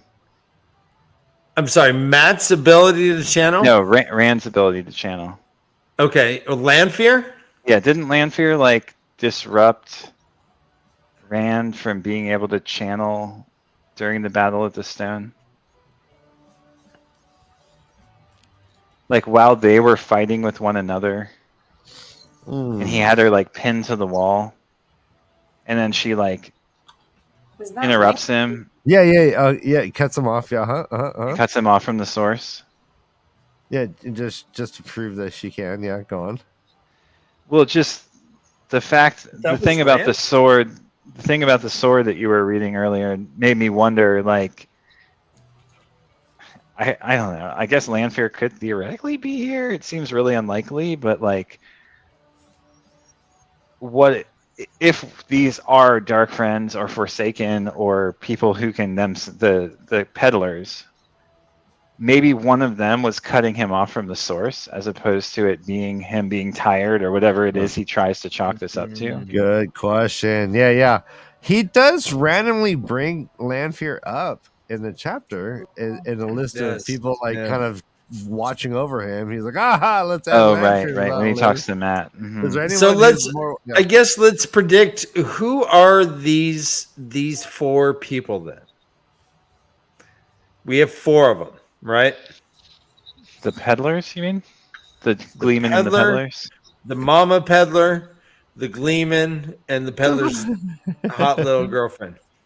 Well, fuck, Lanfear can shapeshift, so in theory she could be any of them. I guess. Good question. I mean, are they Dark Friends? It seems like Rand is picking up on the fact that they're Dark Friends. I'm going to say 75% yes. Yeah. Dark Friends. Yeah, they're Dark Friends. All 4 of them? For sure. Well, wait. Who are we talking about? What are their names? We're talking about Essendre, the mama peddler, 2 peddlers, and the Gleeman. The hot little piece on the peddler's knee. Is the Gleeman a Dark Friend? No, I don't. Well, actually, I don't trust the Gleeman. Yeah. I mean, BR is on a first name basis with all of them. Yeah. Adnan, Jason, Essendre. Yeah. Okay, wait. Pulled up his contacts list. Which one's the Rolodex. He's like, Hadnan, Jason. Jason is the Gleeman. I had none just the other night. It was delicious. You had none. Hadnan Kadir is the one who Rand was like, oh, look at his eyes. They're all fucked up. Right. Jason is the Gleeman who Matt is sort of extorted information by. Essendre is the young girl who feigns being disturbed by the Trolloc blood. And seems to be all over Hadnan. Like just clinging to him. No. Then Kylie is the plump. She with the melodious voice. Too fat to even walk, kind of thing. I mean, this is the one that brings all the information, right? The brown Aja, or previously brown? Nope. Okay, sorry. Thank you, Josh. He knows exactly what I'm talking about. Kylie brings all the milkshakes to the yard, and her life is better. I mean, Kylie didn't Lanfear have a voice like Kylie, kind of like sweet and melodious? This is really funny. MaTsDaGger says, I've been married for 25 years. I've had none countless times. Yeah, God. This show's up. This show is too late for me. I'm going to bed. I'm gonna head now. Oh, God, I love you guys. I know. I was just gonna say that. I love you guys so much. Right. Egwin still has her hair twisted in braids. Like I bet you she looks adorable. She has ribbons like plated in the braids, which is so cute. We learned that ribbons are a commodity from the peddlers, so that they can braid their. When he kills the and there's like an extra body there from the gray man.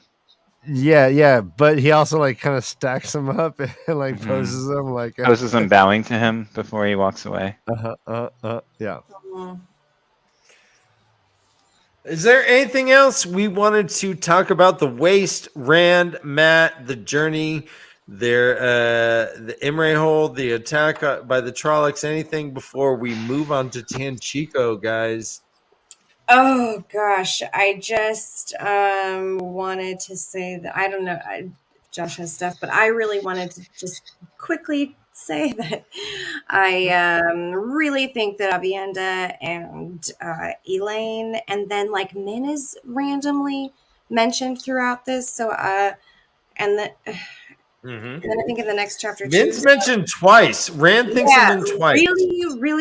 Really sporadically, randomly, out of fucking nowhere, and is not like referenced again for a long time, and so that just I don't know. Well, let's get into it, Kay. Well, you have a big prediction. You've not brought out your biggest prediction from the first chapter. We haven't even talked about it. Yeah. I don't know. Because I don't really know like what it is specifically, but basically like what I have thought is that at some point, based on the information, like the way that they're interacting, the way that he's interacting with Avienda, the way that he's interacting with Elaine, and the way that Elaine has been so interested in Rand, and then also Min thinking about Rand so much, I just think that at some point he's going to be like attached to all of these women for a very specific reason. I'm not sure what that is or why, but like doing something like, and it made me nervous. I had said like, oh gosh, this makes me nervous, because I thought, well, maybe one is like bonded to him and then dies, and then the other one is like bonded to him and dies, and then the other one, like, I don't know, or then maybe they go fucking crazy, or maybe he's like, maybe they're able to bond him, I don't know, or maybe I don't fucking know, but I do feel like there's a strong connection between Rand and these 3 specific women. Who's the third? Who's the third? Elaine, Avienda, and Min. Elaine and Min. Avienda? Yeah, because at the end of this chapter, so I highlighted this piece too, because a couple times she's like, wait, no, and like turns his attention back to Elaine, right? Mm-hmm. But at the end, it says Avienda insisted on following him as far as the tent, and when he woke the next morning, she was sitting outside cross-legged, though without the spear and buckler. Spy or not, he was glad to see her. At least he knew who and what she was and what she felt for him. I.e. that she hates him. She hates him passionately. I mean, it could be like in kindergarten when you like punched the girl you had a crush on. This are fucking weird people to me, and I don't totally understand them, but they seem to deal with everything with anger. Like everything is fighting. Like, I like you, I'm gonna fight you. I hate you, I'm gonna fight you. Okay. You pissed me off, I'm gonna fight you. I am super proud of you, I'm gonna fight you. Like, you want to dance? That means conflict. Death. Like conflict. They can't even get along with each other. Like, it's ridiculous. So my prediction, based kind of around on what you're saying, is both Elaine and Avienda are somehow related to Rand. Oh shit! Really? Oh no! Well, we talked about this last show. This is some gummo shit right here. I love it. I think Elaine is somehow Matt's cousin or sister, twice removed. Stuff, yeah. And Avienda might be as well. No. Oh no! I mean, from this, He's Aiel. How do you know that she's not? Maybe they are. I mean, maybe that's how they're connected. Maybe that's why they have this bond. Maybe you're right. Is it gonna be and Min is the one that he loves. Maybe it's more paternal. Yeah. Are they gonna do it and then be like, oh, I fucked my sisters? Yeah. I fucked my sisters. Thank you for finishing my sandwich. I think that might happen. Awesome. But maybe that's how the power to channel gets passed along, is through incest. Kid is a cleft-lipped. I appreciate it. I go forward with that prediction, Josh, and I say let's mesh the two. Yes. Sure. I mean, I'm just all right. So here. let me ask you, how Kay. it works. You don't scissor your prediction. No scissor. Yeah, no scissor. I like the scissor. But Kate, let's get a little deeper. So we've heard Alana had suggested. Let's get a little deeper. You're doing Jesus, the go for oil. The oil, Derek. All right. So we've heard that Alana had suggested that one can be, I guess you can say, bonded without consent. Do you see that happening? That's so rapey. It is. Yeah, Right. So do you think so you think that they are going to be connected or bonded in some way? Do you think it is all going to be consensual? Is someone going to? I don't know. I mean, like now I don't even know if it's going to be like I don't know how they're going to be connected. And now I'm kind of thinking like, yeah, they could be like relationship, cousins, like this weird kind of kissing cousins type thing. Okay. Yeah. Probably gonna fuck if they're scissor cousins. You don't fuck your cousins. I don't know. Come on, Josh, you're in Florida. Okay. All right, we should take a break. I was trying to protect us from this. But then I had to bring up Florida, and all rules are gone. Hey, a guy died hitting an alligator crossing the road. A 12-foot alligator. His car hit an alligator, and he died on impact. You're going to make me laugh through this whole sad story, aren't you? Isn't it? Isn't it sad and funny? All right. Guys, before we go to break, I just want to say to our Patreon members, if I'm going to go, I want to hit a fucking alligator. You guys are the brave few who just say, hey, this is free and it's for me, but I'm going to reach out and sponsor something that I could otherwise just enjoy for free. I'm gonna You throw a guys couple are like rock stars, purveyors, like you guys are the Louis Armstrong of no, not Louis Armstrong. No, who's the astronaut? Neil Armstrong. You're the first astronaut to walk on the moon when it comes to sponsoring puppet entertainment on YouTube. Rocks. If you choose to join us on Patreon, I hit a golf ball. We'll do our best to make you feel like it means something to you. We'll send you some stickers. Guaranteed air hugs at JordanCon. Exclusive content. You can join us in our Discord, where you have access to everyone who's a part of the Way of the Leaf. John Glenn. John, thank you. John Glenn. Oh, yeah. And, all right, so, Brother Dan, take us out to break. Again. Got it. Sorry. Hi. Are we back? We're back. Yeah, I'm hearing like a radio or something now. I think that it's mine. That Discord? I don't know how to make it. There we go. Nope, that didn't work. I'll figure it out. Okay.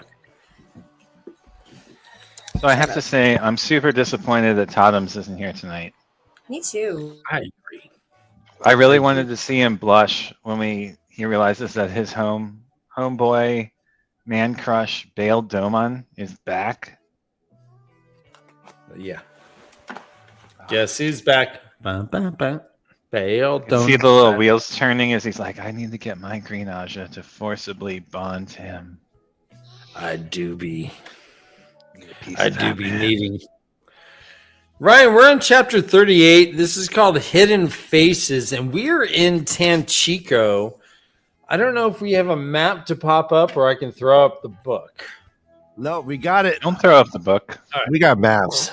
Hold it down. Ryan, you're the best. We got map. Here they are. First On the map. Mm-hmm. All right, so this is Tanchico, facing south. This is as far southeast as you can kind of get, more or less, in this. God forsake. Well, not southeast. I guess that you can get further southeast, but it is here. Let me show you real fast. Here's where we're looking. So we're below Falma. There's Tanchico, right where those islands are. Just like the chode. There's a penis at the chode. And then when we zoom into the harbor, then we get Ryan. Boom. Boom. Well done. Well done. It looks like it's 3 peninsulas.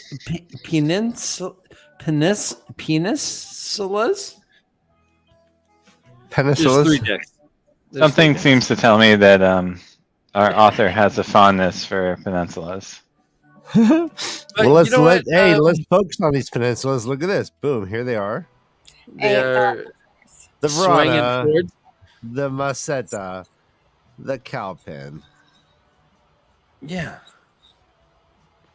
Right. Tanchico is run by 2 entities, a king and a Panarch.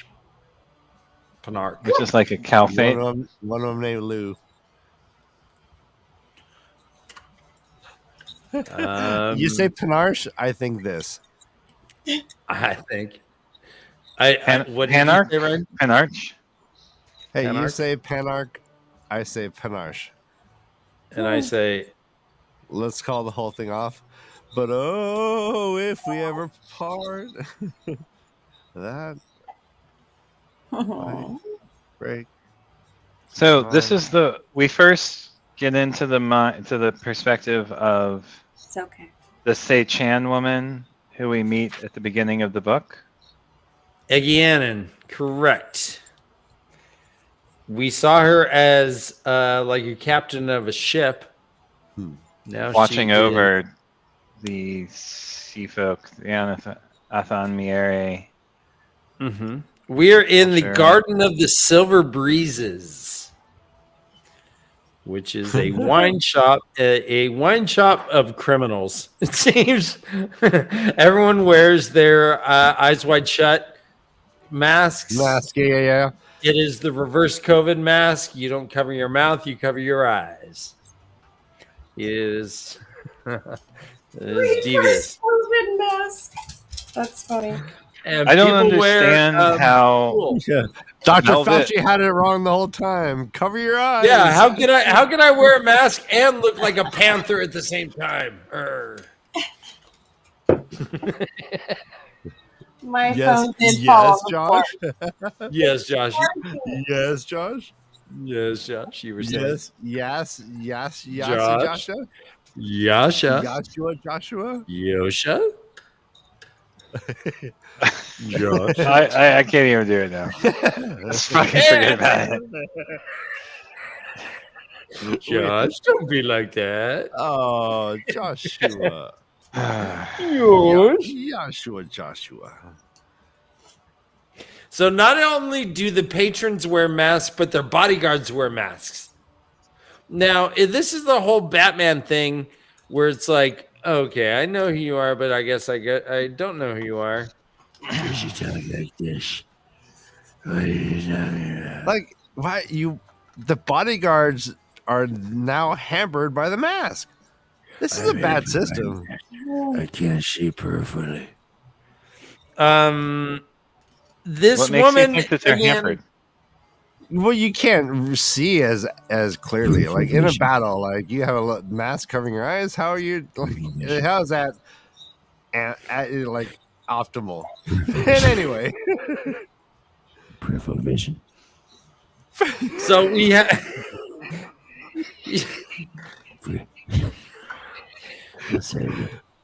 So we have Gannon was speaking with a dude, a Weasley fellow with a greedy smile named Florin Gelb. And Florin Gelb dumps out an Adam, the collar that binds a Soldam to a demonic. Hell, the Hamburg. He has found 3 so far, which is more than anyone else, but they're trying to get them all. Apparently, after Falmouth, all shit went loose. Some people like ran away and stuff, and she's out to find these people. I mean, she's like, this is the whole reason I'm fucking here. She goes by Mistress Eladar, so she does not tell Gelb her true name. And Gelb asks for more money, and she says, fuck off. I don't need you. No, fuck you. So how do carved lace walls block sound? They do not, but they also do not block anyone who may be eavesdropping. What is the sound of one hand clapping, Josh? Right? Masturbation. That's right. Squeegee time. You know what? That's the right answer, right? Here's what it is. Okay. You just solved all the world's the most. Zen Koan, Brother Dan. Guys, I'll be in the corner if you need anything. Making one hand clap. It's a good thing we never see below your waist. I mean, I really just needed to kind of figure that out. Like, how do you make that sound with your mouth? Yeah, we just. He had it at the ready, guys. That should worry you. No, he did. Guys, I sing spirituals when I make one hand clap. Hey, you set us up. It is a family show. It's true. Yeah, let's get back to the book. So, yeah, good old Gelb from book 1. Gelb. It's really not, though. It's someone. Anyways, you asked. There it is. Only a family show in the sense that you and one of these puppets are married. That is the family that is on screen at the moment. Yes, and then there are brothers as well. That's true. There's a lot of family involved on screen. I think that you have known both these fellas longer than Joshua, so your family as well. Yeah. So Bail Doman is in this place as well. Bail Doman, Todd's man crush. He loves a big beard with no mustache. He loves a big beard with no mustache. He do be loving. Like he's the opposite of me. A snuggly top lip where you can just, yeah, he doesn't like mustache. He do be not liking mustaches. Yeah. Oh. He do be not. He do be not. He do be not. Doobie doo. He do be not, right? All right. We do hear someone almost shitting themselves in this chapter. Before you go on, Brother Dan, chat, I hope this continues. All of these masturbation references are amazing. Okay. I'm compiling like a list. Keep them up. Let's break the world record. Oh, we need more female ones. Right. Mistress Dovie, get in there. Get in there. That's my favorite so far, hitting the alligator. Petting the porpoise? I mean... hitting the alligator is the but I agree that it's the funniest one I've heard. That's the funniest one So far. The one that I haven't heard yet. Oh, anyways. Okay. What do you have, Josh? Josh is prompting us. What See do the you mistype? What? Zoom in, What? right? On your Zoom in. hold As on. soon as production. she stepped, As is it a soon as she pronoun? stepped. Look at the @ Oh, what is that? Oh my Oh, god! interesting. Wait, what cover do you have there, Joshy boy? All right, okay. So Oh, that's the classic one I too. don't have that one. I don't think. Nothing gets by this guy. Let me see what it's supposed to say. No fucking shit. How long has this been going? Kidding. You're amazing. So observant. Love you, Josh. Do you remember the So remember the book House of Leaves, Josh? Mm-hmm. It reminds me of that. It does. House of Except there'd be Leaves. like at least 4 fonts on this page instead of just 2. Just yeah. But So Ryan, we meet Cylindrin. yeah, is that a prescription? An Italian city? Yes, that is going to be in our game Great question. in 2 weeks. That sounds great. Cylindrin. Yeah, For sure. I take Cylindrin for restless leg syndrome. Yep. I would totally RLS. like if I didn't know pharmacology, I would say that. I would. The joke is, ask your doctor if Cylindrin is right for you. It's right for you. Yeah. So yes, that is in definitely in the RX, RJ, or Italian city. Yeah. Also, guys, remember follow Boob for Boobs on it at Instagram at Boob for Boobs. Is this like a charity? That's our dog, Boo Boo. Is that a charity for breast cancer? Boo Boo is If Boo you're on Discord right now, you've seen Boo Boo Boo cross for boobs? No, Shouldn't it be yay for boobs? guys, no, it's Boobs. It's Boo Boo. It's our dog, Boo look Boo. I know, boo boo. Okay. Yeah. So stop being difficult, Boo Josh. Boo. Oh yeah. So Ryan, are you that? Josh, that what? like Who named this dog? Are I you would that love what? to know. Ryan's mom named the dog. Oh, Yes, you're right. I did not. all name right. the dog, yeah. Okay. So, but Just to be clear. we're just running with it. Beautiful. Love it. Thank you, Josh. We hear that Aegeanin has given some of Thank you, us a Josh. bunch of money, but it says, "quote She was always using part of the money the courier boats brought to support a soup kitchen, just as if she were one of the blood." I guess it's dangerous to throw money around. She's like, "Yeah, this could be It's dangerous to act as though you're higher rung on the hierarchy in their culture than you are. Mm-hmm. Or you get turned into a toy. For the people Property, yeah. A toy, interesting. So in walks Jacob Carradine. This place is There's happening. a toy. Now there's a toy puppy. Jacqueline Carradine. I'm kidding. Jacqueline. Yeah. Jacqueline Carradine. I really like this guy in the Joker. Didn't even hair lip. Hey. Or is that Joaquin Phoenix? He's a harlot. What? He didn't have a hair. What call me?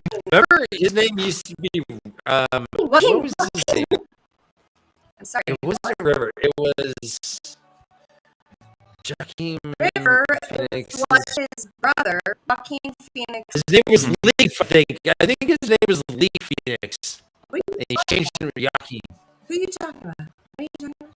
River Phoenix's brother, who played the Joker He later on. was he? What? I think his name was Leaf Phoenix. No, Honestly. no. There's River, Leaf, and Joaquin. River died. Yes, Right, he like- were I guarantee you. like So he was in the movie Parenthood, and I think he was Leaf Phoenix when he was in Parenthood. When he was like 11. Guys, chat, just someone check that for me, and if I'm right, Ryan, We're you here.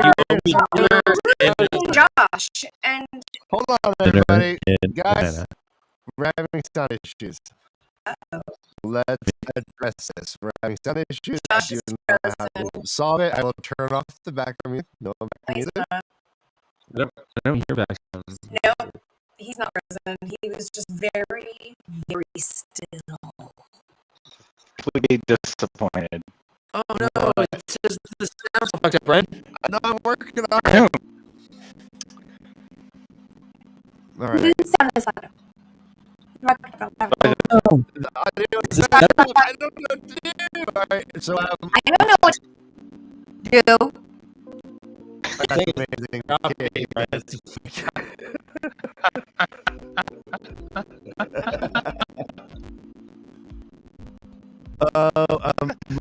I mean, you guys keep going.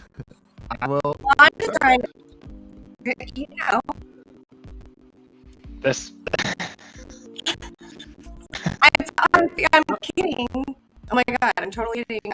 My sound is fine, I think. Right? You can hear me? Yeah, let's see the chat if it's been fixed. Oh god. I'm sorry. I was like seriously just fucking around. That was awesome. All right, let's all restart. I guess we're all stroking the sound. Oh yeah, baby. So no, I reset. Again, let's all reset our. Yeah, everyone just press reset on your browser. Is that what we need to do? Yeah. Okay, I'm not fucking Why? around anymore. Because no one can understand what's going on. Our sound's all fucked up. It's bad. I think that chat is maybe coming in a little bit late. Or are you guys no? Okay, all right. Yeah, so everyone, just press restart on your browser. It might work. Oh, I just left. Doing that now. Reload site. Okay. Oh, we might have fixed it. Oh, I think it was you, Ryan. It was probably you. Wasn't me. Wasn't me. I thought I see you in the shower. It wasn't me. I thought I saw you last hour. It wasn't me. You had your penis in her vulva. It wasn't me. Why do you gotta abuse your power? Was it me? Did you rhyme vulva and power? We're good. I think. All right, so we're good. Yeah, Lifeline and Phil said we're good. Awesome. Jakeem Carradine enters. She's like, man, this is like going to It was you, Dave. Spago in 1989. It's just like all the stars show up. So look, there's Billy Crystal. Remind me the game of houses.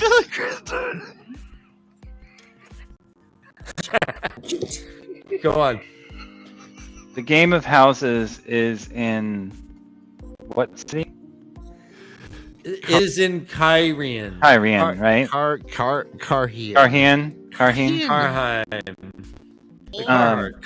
Karhian.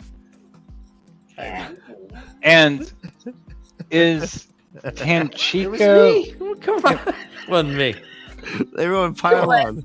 And what is the city where the Hunters of the Horn depart from? Alien. Aliens? Yeah. Wow, Yeah. those are good trivia questions. I know. Okay. Because Tanchico, is this eyeworms? Eye pillars. I am pillars. Watch.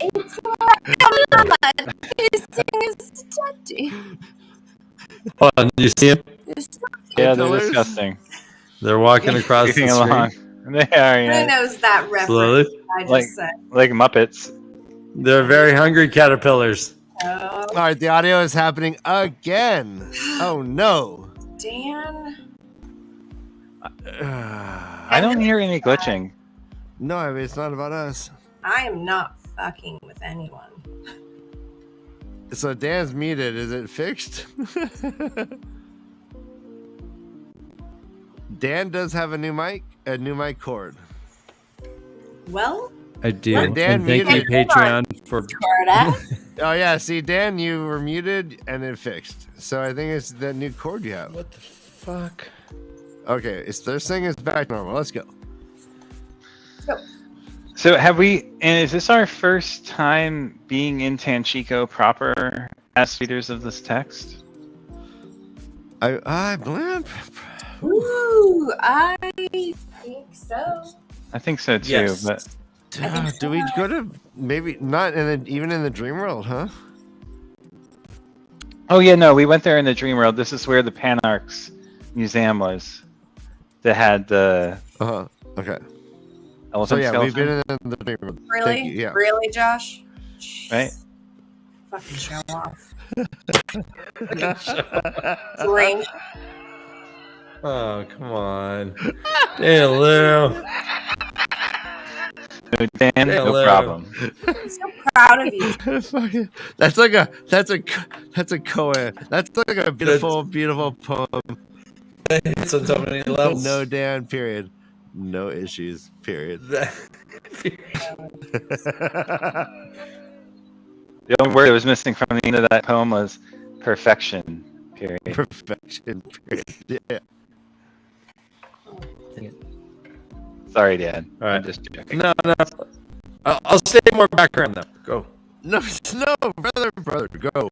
Oh my goodness gracious. Just Well, not if jiggle, the sound is fucked up. I mean, jiggle the cord when I people can complain. hear Jiggle the you. cord. no, I mean, Jiggle the cord. Yeah, it looks just fine. That's The what you lights say when the on. baby comes out, and you're like, "Is it okay?" Stop being a baby, brother Dan. That's what Rain does when he's done peeing. Hey, Dan, blowing the Nintendo and Blow in the cartridge. just blow the Okay, I'm gonna quote this page, okay? All this sulking and hiding disgusted her. She almost wished something would destroy her disguise and give her an honest face-to-face fight. Is I that was a just foreshadowing? referencing, maybe Brother Dan hiding. What? Don't hide. Come out and hide. Disgusting, brother Dan. It's disgusting. Don't disgust her. I'm just I'm trying to take, and I'm not trying to take Dana Lou's comment to heart. I'm trying to take it to heart, and I'm trying to let it just rush off my back. Does that make sense? Well, it's We should all constructive. take Dana Lou's stuff Yeah. to heart and comments to heart because they're But, accurate, as I understand, and very genuine. So I Brother Dan, it's like second that feeling, but also No, I Dan, think you're fucking no amazing. problem. Brother Dan.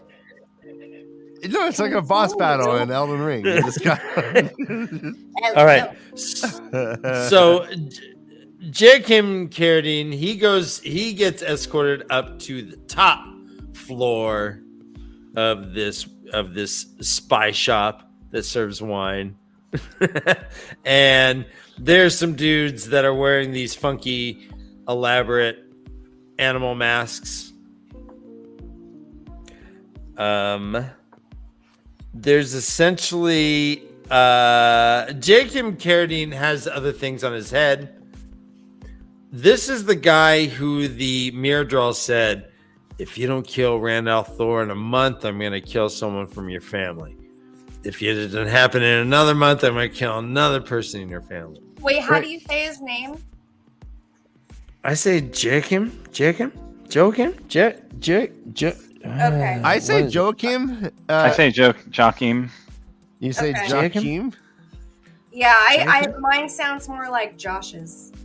Joachim. It's But weird. not Joaquin. When I listen to the Audible, I get it. It's weird. Can we just go Leaf?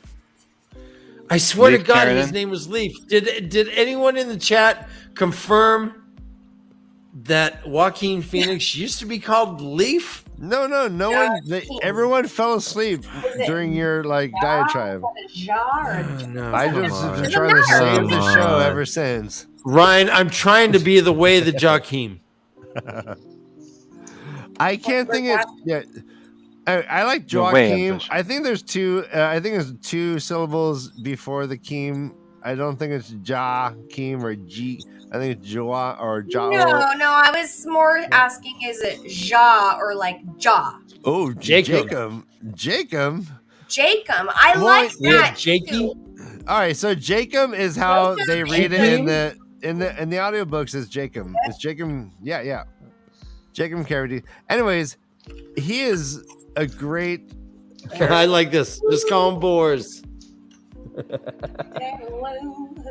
So this guy, yeah, right. The Murdral is like fucking. I'll kill Rand or I'll kill your family. The death of the 1,000 deaths. Right, but also right before then, he was in front of what? It was Pedro Nile, and he was saying, "Keep Rand alive, no matter what. Just watch him. If he dies or something happens to him, I'll fucking kill you. I'll kill you. I kill you. I kill you." Right. So he is like a rock and a hard place, and now he's got a Forsaken fucking with them. Well, what? So it was 2 months since he had received word of a cousin found skinned alive in his own bedchamber. 3 since his younger sister, Delda, being carried off from her bridal feast by a Myrddraal. He said he hoped Delda had died quickly. It was said women did not cling to sanity long in Myrddraal hands. 2 months. And so he's like, fuck, it's been 2 months since I heard that they died. It's time to pay the fiddler. What's up? But he has to deal with these people, and the whole plan is that they want him to secure the Panarch, the palace of the Panarch Palace, and hold it for us. And yeah. Right?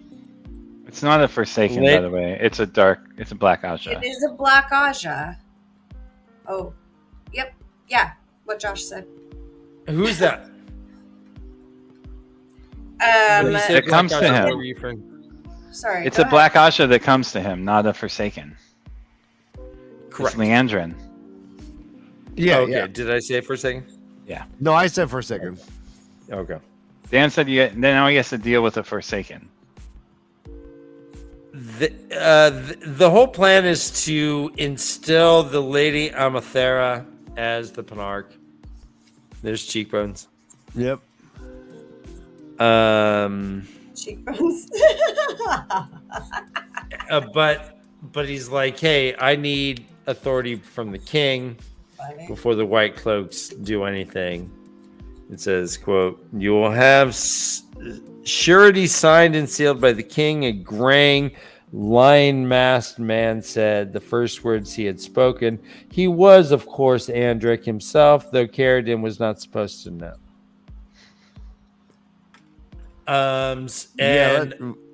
So Amadera is fucking King Andric. Says even had the Lady Amathera not been currently sharing Andric's bed, election of king and Panarch were the only real power the assembly had, and they did not seem to want to give it up. So the king is like, well, fuck it. You take this place by force, instill this lady who sucks a mean. No, I'm just kidding. And thank you.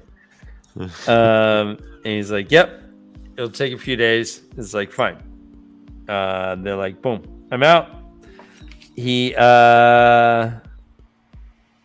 splits.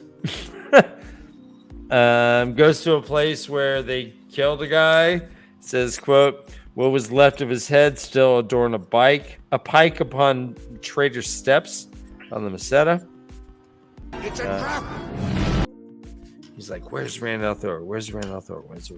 He walks into his pad. There's a woman there. She's like, "Hey there, boars. Should be nice to me." He's like, "Oh fuck, boars." She says, quote, "Do you remember?" She said, coming closer. "A meeting where Balsamon himself appeared and showed us the faces of Matron Cawthon and Perrin Albira and Randall Thor. You see, I know who you are, yes? You pledged your soul to the great Lord of the Dark, boars." Her sudden laugh was a tinkling of bells. And he's like, "Oh, she's not just a witch. She's a bad witch. She's Black Aja." Yeah. He's like, And he's like, fuck, I'm dead. I'm dead. My sister got killed. My cousin got skinned. It's my turn. And she's going to fuck me up. He's like, I tried. He's like, I tried. I don't even know. I swear I'm looking. My family would be killed and I failed still. He's like, I promised I would be the last. I will, yes. I have cousins, nephews, nieces. I have another sister. Fucking kill that first. Cousins, nephews, Kill etc. that first. Here, take this. I have another sister. Here. I have another. Sorry, something. Oh, baby Josh. You must give me more time. Take baby Josh. Take baby Josh. That really was many different accents, I think. Good job. That's amazing. Yep. So she pretty much says, yeah, all right, take your white cloaks. You're going to take the Penarch's palace. He's like, yeah, I already know that, dummy. She's like, do it.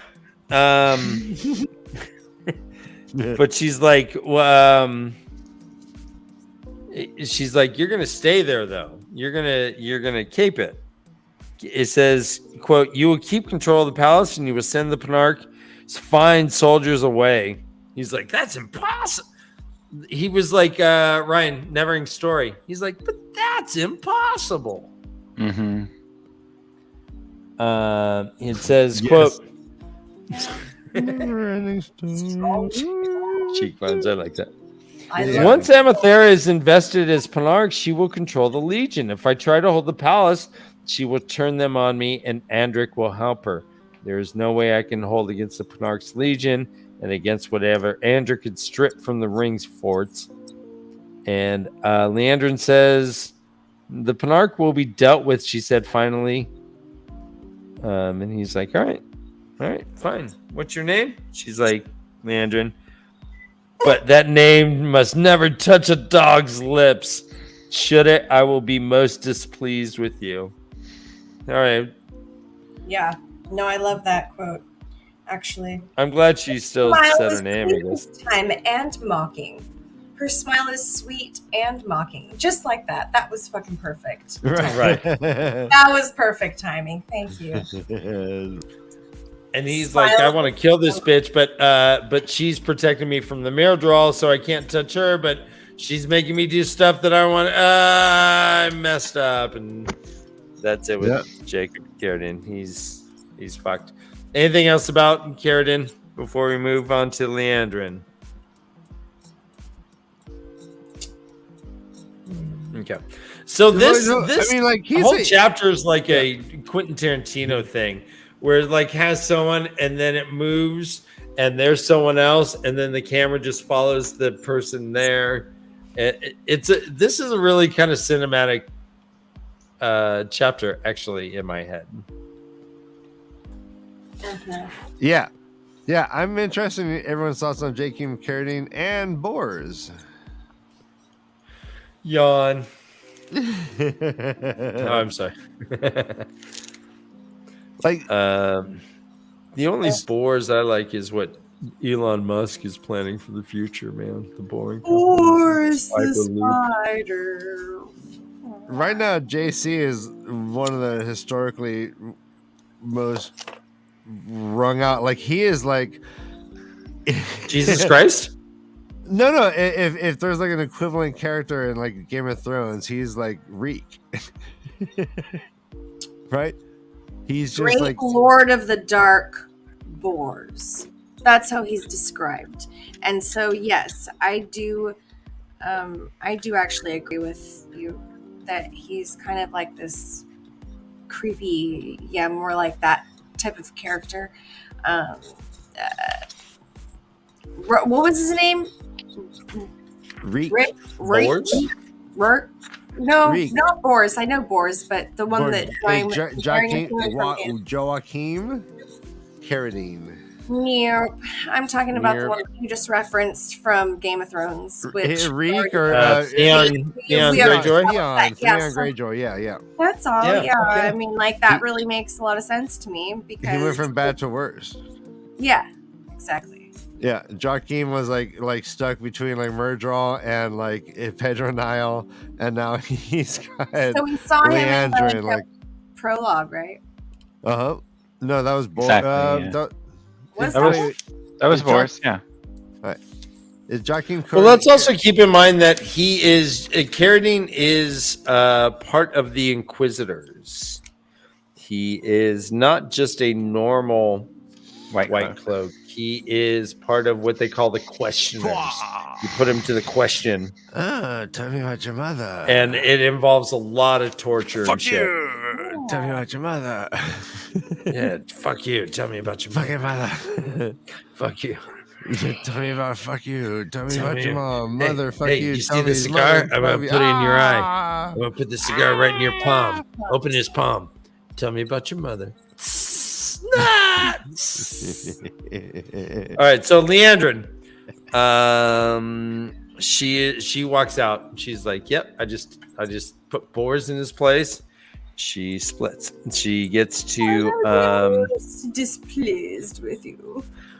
She gets to a place. So this kind of gives a little idea of just what we're dealing with in this society here. It says, quote, she had these guards. They were all dedicated to the Great Lord of the Dark, of course. And if they did not know exactly who she was, that they knew that other men had disappeared, men who failed to serve her properly. Later it says, quote, she got where she lives, belonged to a merchant who had also sworn his oaths to the Great Lord. And quote, later, the merchants had furnished a few servants, all sworn to the Great Lord. He has served them, but barely enough to provide for 11 women who rarely stirred outside. There's a lot of dark friends. There's a lot. All her guards, the mansion they're hanging out in, all the servants. So they're if you have all like swearing to the Great Lord of the Dark.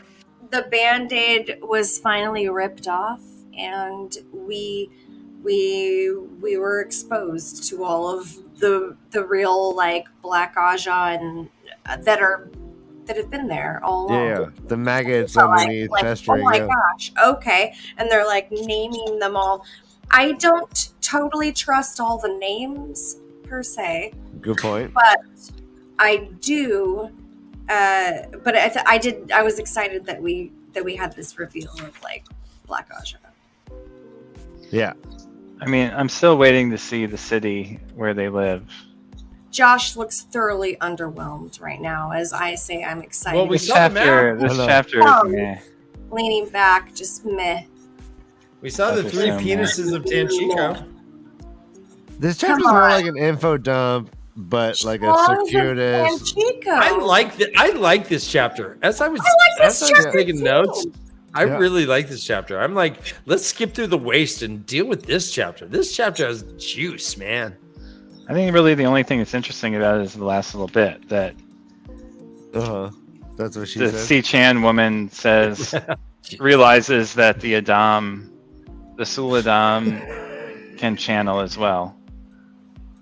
Correct. Oh, okay. So do you think? Okay, yeah. So, do you want to just jump to that? What?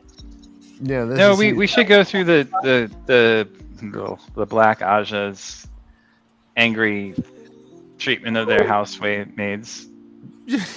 yeah. Well, all right, yeah, and Leandrin is obviously abusive to servants. We're gonna assume that from bad guys. There is one interesting thing though. She was like, it seems like Jacob thought I was there to kill him for not killing Rand, and they're like, that doesn't make sense. And here's the line. It says, Rihanna shook her head worriedly. It makes troubling sense. Our orders from the tower were clear, yet it is also clear that Carradine had others.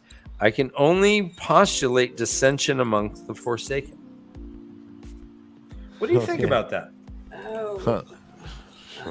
Well, presumably the Forsaken. So presumably Baalzamon in the prologue was the Forsaken who was masquerading as him. Okay. Okay. Which was the one that Rand killed. Okay. So did he kill him, or how's this? When Rand was walking the razor's edge, and he killed him. Yeah. So then, why are we interacting with him now? What's going on? We're not. Okay. I'm just saying that in the prologue, the Baalzamon wasn't actually the Lord of the Dark. It was a Forsaken. Okay. Presenting themselves as Baalzamon. Which Forsaken do you think it was? The one that Rand killed, whose name I can't remember. Kay, help me out here. Huh? What? Forsaken that Rand killed? Yeah. Yeah, the first one in book 1? That would be in this book. In this book. Ishamael, yeah. Oh yeah. Wait. Okay. So it does make sense that even though in the prologue it looked like he was getting orders from Baalzamon, that was actually a Forsaken, Ishamael, masquerading as Baalzamon. Awesome. Therefore, their postulation that there's contention between the Forsaken fits, right? Do you think that? So it's such a meh chapter, Josh. I know, right? It's so meh that. What? Yeah, we're talking about fundamentals here. So Ishamael, so he was you said masquerading. I want to ask, did he believe he was the Dark One, or was he just saying he was the Dark One? My suspicion is that he was sort of given that role by the Dark One to fill the void until he can be removed from the cocoon. Yeah, okay. Yeah, until he could break all of the seals. Oh, that's great. Yeah. Ooh, I like that a lot. But I don't know. I like that a lot. Yeah, I like that a lot too, though. But then he just had to go and die. He had it all laid out for him. And Rand just. Well, there is speak of Balefire. Yeah, this part about Balefire was weird. Quote, Balefire will destroy even one of the Forsaken, and we have the means to produce it. One of the terangrial they had removed from the tower, a fluted black rod, a pace long, had that use. None of them knew why they had been ordered to take it, not even Leandrin herself. Too many of the terangrial were like that. This reminded me again of why I'm so suspicious of Varen, right? Because she because of her research into the Dark Ones and into the Black Aja, she knew what some of these terangrial were for, and was obsessed with that thing. She's obsessed with everything. Yeah, with everything to do with yes, the terangrial, and also just the Tavernness of these individuals, right? And then she's also really super interested in who else is interested in these individuals, and trying to hone in on those people too. And so I think that was the big thing that caught my eye about her, was that she was not so much she already it felt like she already knew everything about the three main characters of the male main characters that we're kind of exploring right now, mostly Rand and Perrin and Mat, right? So it felt like she already knew about that, and even Egwene and the whole thing. I mean, everything, it feels like she's already known, and that she was really just more honed in on who else knows. And what do I how do I need to take stock of that, anyway. Agreed. It's well said. So we learned that they are looking for something in the Panarch's palace. It says, she said, what need have we of balefire, Leandrin said, if we can control the Dragon Reborn, let the Forsaken think how they will deal with us. And later it said, what have you learned about what we seek? She said, well, it's in the Panarsh's palace. She's like, you learned that You 2 already days knew ago. that. And it must be a terangrial. To control someone who can channel must require the power. And since it is specialized use, that means a terangrial. We will find it in the exhibition room or perhaps among the Panarsh's collection. She's like, yeah, we already knew that. Says it doesn't matter. Once they have invested their Panarsh, we can begin searching and we must inspect every candlestick. We will find it. We are on the so brink. Could it be? Yeah. Could it be the statue with the sphere? The statue with the is the statue with the candlestick by the sphere. Well, and it ends with saying, we will put Randall Thor on a leash and teach him to sit up and roll over. Oh, yes, Eldra said, smiling happily, on a leash. Leandrin hoped it was so. She was tired of waiting, tired of hiding. Let the world know her. Let people bend knee as it had promised when she had forsworn old oaths for new.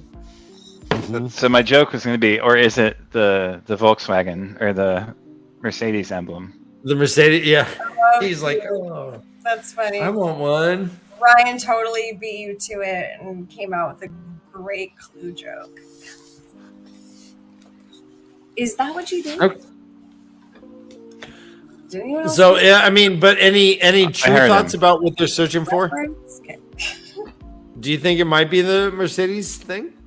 No. Okay. I think it's the thing that Egwene touched, that Rand and Matt saw in the fucking Aiel City. Sorry, it's too late for me. Ruidian. Yeah. Ruidian, thank you. We got one more point of view, and then we're done. This is, I think, the longest chapter of the book. Oh. So we're doing great. Three or four more pages. We're back to Eggianan. Drinking obligation. She spun erect. I love it. Okay, there you go. Spun erect. It's like the only thing I have highlighted in that whole paragraph. That's waking me up. Is Egate. She spun erect. She spun erect. There was a dude in the room. She had a crossbow, but the dude's like, "Oh, I'm not a threat. I'm a seeker, baby." She's like, "Prove it." He pulls out his little token and then strips down, shows the tattoos. He's got tattoos of a raven and a tower. Oh, yes. There was an old story of a fully young lord and a lady who had themselves tattooed while drunk some 300 years gone. When the then empress learned of it, right? Yep. She had them brought to the court of the 9 moons and set to scrubbing floors. This fellow might be one of their descendants. The mark of the raven was forever. What the fuck? My apologies. So he is property. He believes, yes. So it's, yeah. And yet he has authority. Right. He has a sick tattoo, right? Because he has, well, not only a sick tattoo, but which I might duplicate. Yeah, let's get it. Jordan Kahn. Hey, you're gonna get skinned alive, guys. You're gonna die. What is it? The death of 1,000 tears. Wait, hold on. Or what is it? The death of 10,000 tears. The death of 10,000 tears. Yeah. Don't care. Love it. Love it. Love that he has. I love it. Bring it. I love it so much. I love that he has these powers that are like defined and specifically needed by all of these different people, and more specifically, like these dark friend people. And it's really interesting. I don't know what the seekers do specifically. I maybe I missed it. Maybe I need to like reread shit or something. But like I don't know what they well, often I do. Yes, correct. But The Seekers specifically, like, what do they have? Josh, do you know? Like, what do they have that is so wanted by these dark friend type people? There's Black Aja that really needs his. Black Aja. Is it Flavor Flav? Nice. Oh, that's awesome. So I'm sorry, Kay. I didn't understand your question. So my question is there some? What was my question? There's something. What is it the Seekers have that the Dark Friends want so bad? Yeah, like what are their skills? I don't recall their. skills. What makes you think that the Dark Friends want the Seekers? Because there have been a couple of different ones that have recruited the Seeker that we're speaking of right now, Jakim, right? No, those aren't not the Seekers are from the Seichan. Which one am I talking about then? You're talking about the Inquisitors. The Inquisitors. Yeah. Yes. You're talking about the Inquisitors and the access that they have. So yeah, like Jakim is sought after. He's an Inquisitor for the white cloaks. Okay, but right here in this chapter, we're talking about this part of this chapter. Cooperate with the Seeker was a crime. The Seekers are from the Seichan. They're a part of the king. They're owned by the Blood. The Blood's family. They're the CIA for the Blood, which are the rulers of the Seichan. Yeah. Thanks. That was not clear to me. It's getting confusing. Understandably, there's a lot of shit going on. So much. Thank you. I would never get a clue.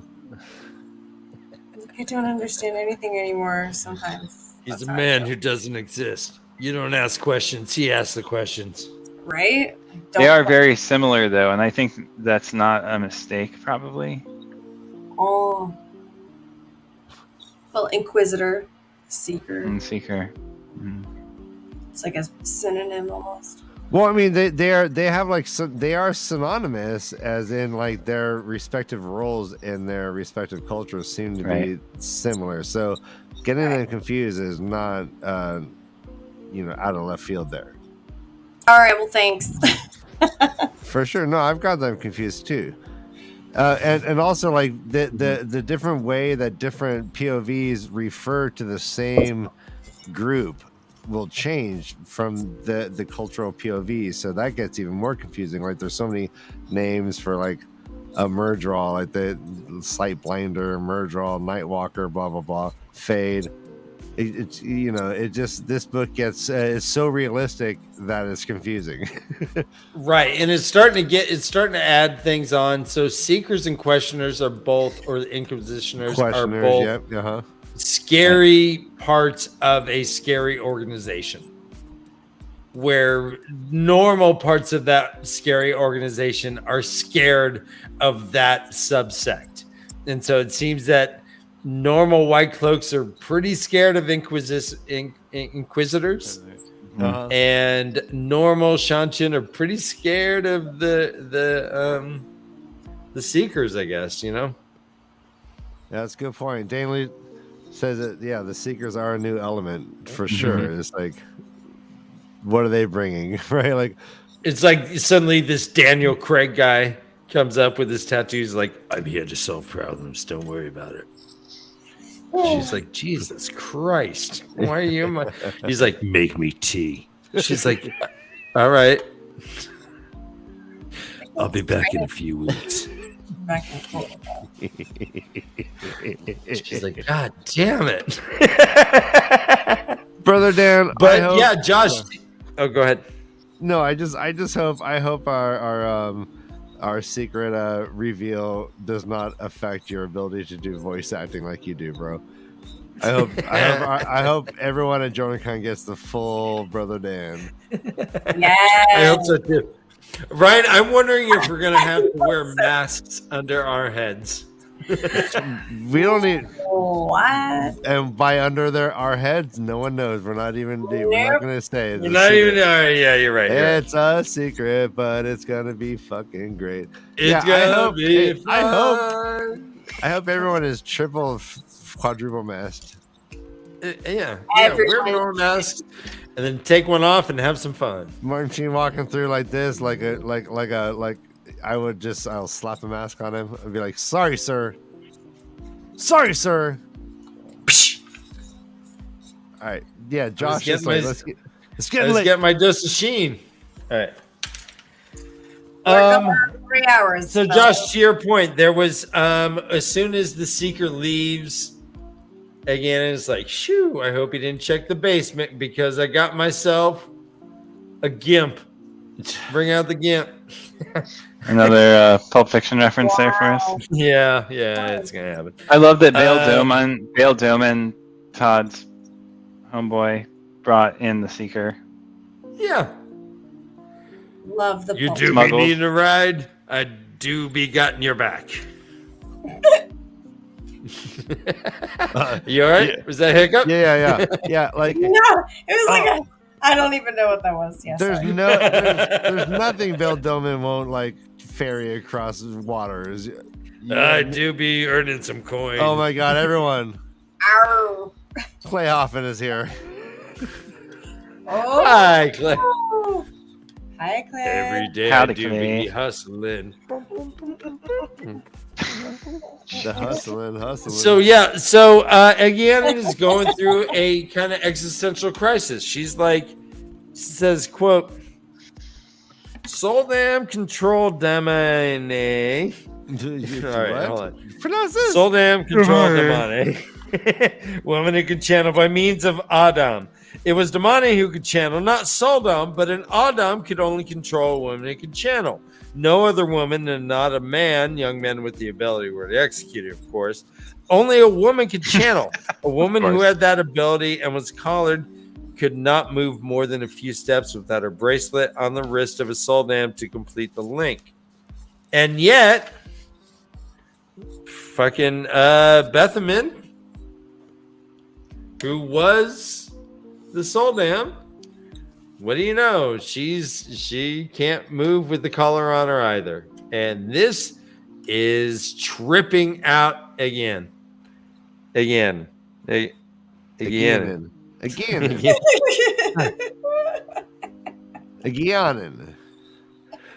she thinks that she is cracking a code. She thinks that there's a conspiracy.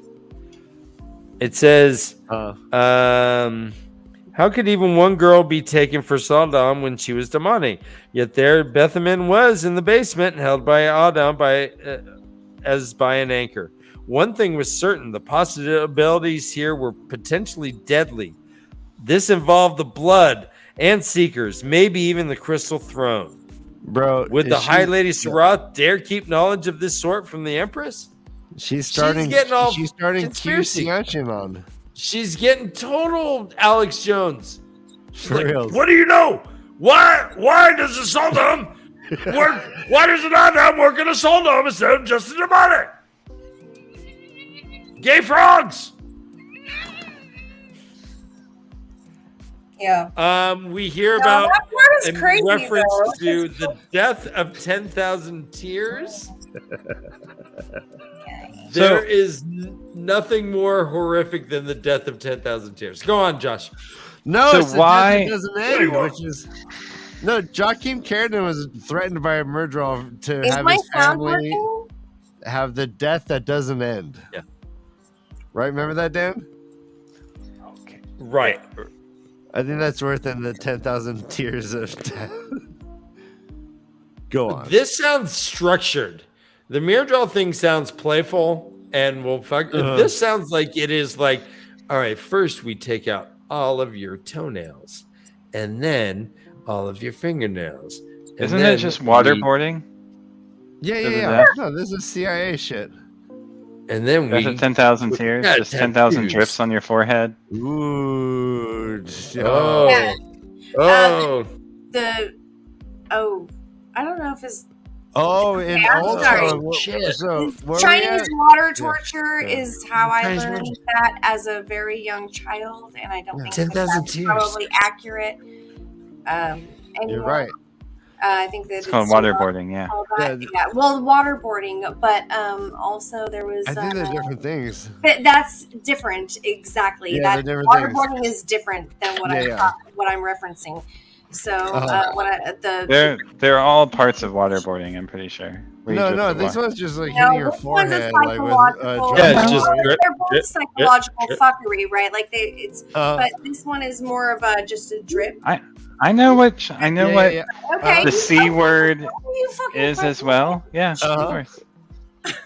That's only 10. Look at this little 10,000. Sorry.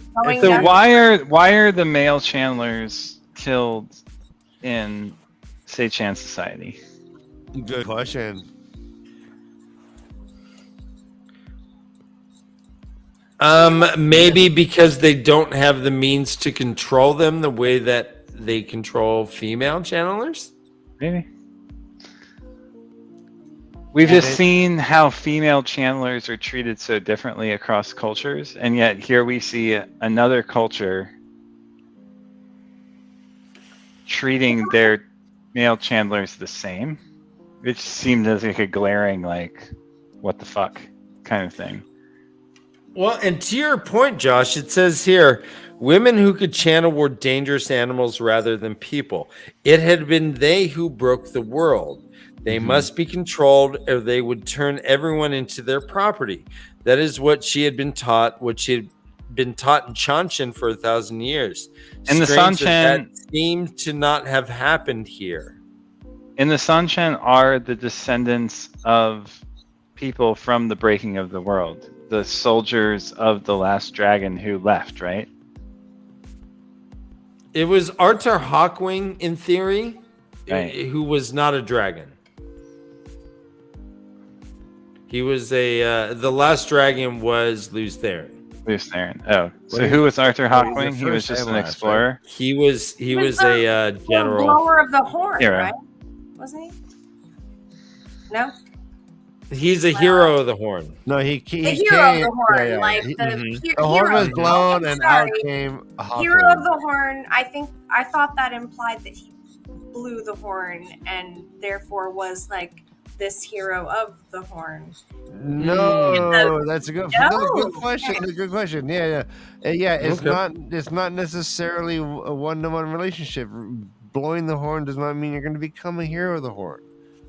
Legendary and if you're a hero of the horn, doesn't mean that you necessarily blew it. So you're like the money.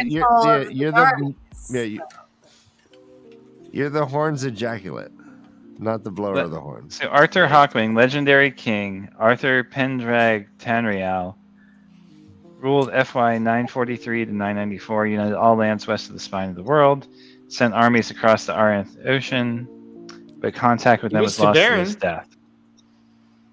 I think it was mentioned that he was TAVERN. No one, someone's the strongest TAVERN since Arthur Hawkwing. I think was mentioned. Right. In the first book. But he is not mentioned as a dragon, nor does he channel that we've heard. Hawkwing.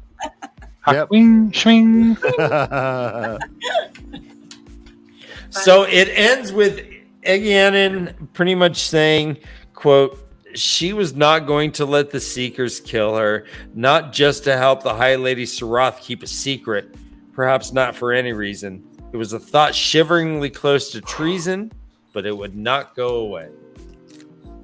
This is a good question. She is all cute. She's like, I'm not going to let those pedophiles get them.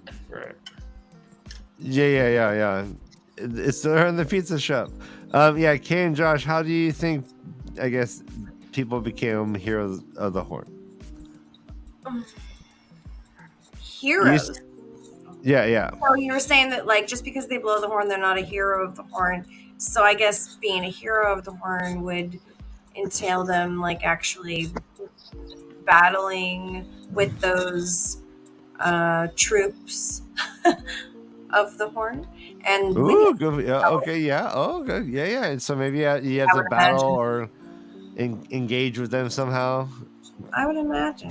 That's a good question. Yeah, like I'll remind everyone that when we meet the Heroes of the Horn, Huron was talking to Arthur Hawkwing, and Arthur Hawkwing said, "You too might become a Hero of the Horn if you are XYZ." Like, he made it seem like even Huron, who could smell death, could be a Hero of the Horn. Okay. So playing a role for the dragon, or playing a role in the turning of the age. Yeah. Yeah. Huh. That's a tricky one. I would have to go back. There's so much information in these books. This is the most fuckery I've ever had. A reading experience, honestly. And I'm not a stupid person. Like, I can absorb it. But like this is like just there's constantly different names for everything. I've said this before, but it's like it drives me nuts. And I find myself like needing to really go back and look at my notes and remember, because we're really slow rolling this too. So it's even more difficult to remember from week to week. Yeah, I know. There's like a Rand, and then there's a Randall Thor. It's like, what? You're such a. All right, so guys, is there anything else we want to talk about these chapters before we wrap up this? We've been on for 3 hours. I see Josh yawning and rubbing his eyes. Yeah. I'm reading rooms, Ryan. You're doing great. Hey, we made it. We made it. I want to. I did not think we would. This was a long last chapter, and these last 2 chapters are big, hefty. Yeah, I think I want to try to do 4 chapters. No, God, please, no. You don't want to do 4, Ryan? All right, we'll just do 3 then. But if we can, let's go 39 to 42. They are kind of short, and 41 and 42 go right together. So they are pretty short, actually. So I want to jump into that. We could do. I really like the emblem. I don't think we talked about that at all. I just wanted to mention really quickly, like that was funny to see. What? What'd you say? I'm sorry. You like the what? Oh, the emblem, like the the emblem. Okay. Chapter icon. Chapter, yeah. Because it's put it on camera. Show it up. Well, I'm trying to get back to that page, but like they're all stuck together for some reason. Oh, gross. The Hidden Faces one. Oh man, ew, gross. Hidden Faces one is pretty cool. He really likes the books. Okay, no, I'm talking about this one actually. Boom! Is that the end? Yeah, now this is going forward. However, they do. This is the same emblem on a different, as is on a previous chapter. I think 37. So it was pretty cool to see that, because I remember one of our friends having this as their like avatar type situation, and that was pretty fun to see. So I was like, oh my gosh, I love the bone face. I know that guy, but I don't. But I do, but I don't. Anyway. Well, awesome, y'all. FartVader. Good night, FartVader. Hi, nerds. Better. Well, the hell with you. FartVader shut up. Let's just end this show, Ryan. I know. At this point. All right, guys. We thanks for joining us. We are the Way of the Leaf. We're here every Tuesday. Next week we will be at JordanCon on Thursday. So we are planning a show on Tuesday, right, Ryan? Yes, we are. Right. Jordan. We're doing a show on Tuesday. We're doing these 4 chapters. We're crushing it, and hopefully Todd will be with us. He's in the desert right now with his family. Couldn't make it. With IEL. With the IEL. Yeah. And the green Aja. That redheaded. As always, like and subscribe. We have a Patreon, we have a Discord, we have a Facebook, we have a Twitter, we have an Instagram. What else? We have a Rash. We have an email. You have a Rash? We have an email. Get that looked at, brother Dan. The Way of the LeafCast at gmail.com. go ahead and talk to us. Ryan doesn't check the email at all, so go ahead and talk to me. And I think that's it, Ryan. You wrap it up. Well, I mean, like I said earlier, and I'm going to repeat, we are going to be at JordanCon, and we want to meet and greet. But we are shy motherfuckers, so come up to us and interrupt conversations. We're group hugs, high fives. We aren't aloof. We are awkward. Yeah. But we're also giant, so just be careful. If we accidentally fall on you, it'll be like a tree falling in the forest. It's timber. Boom. No, there will be two very tall people with one very short person wearing this wig. This wig? Oh, hubba. Okay, this is for sure too. I mean, they're not going to be hard to find. Anyways. 2 tall people with 3 very short people. Right. Yeah. All right, guys. I love you and I'm proud of you.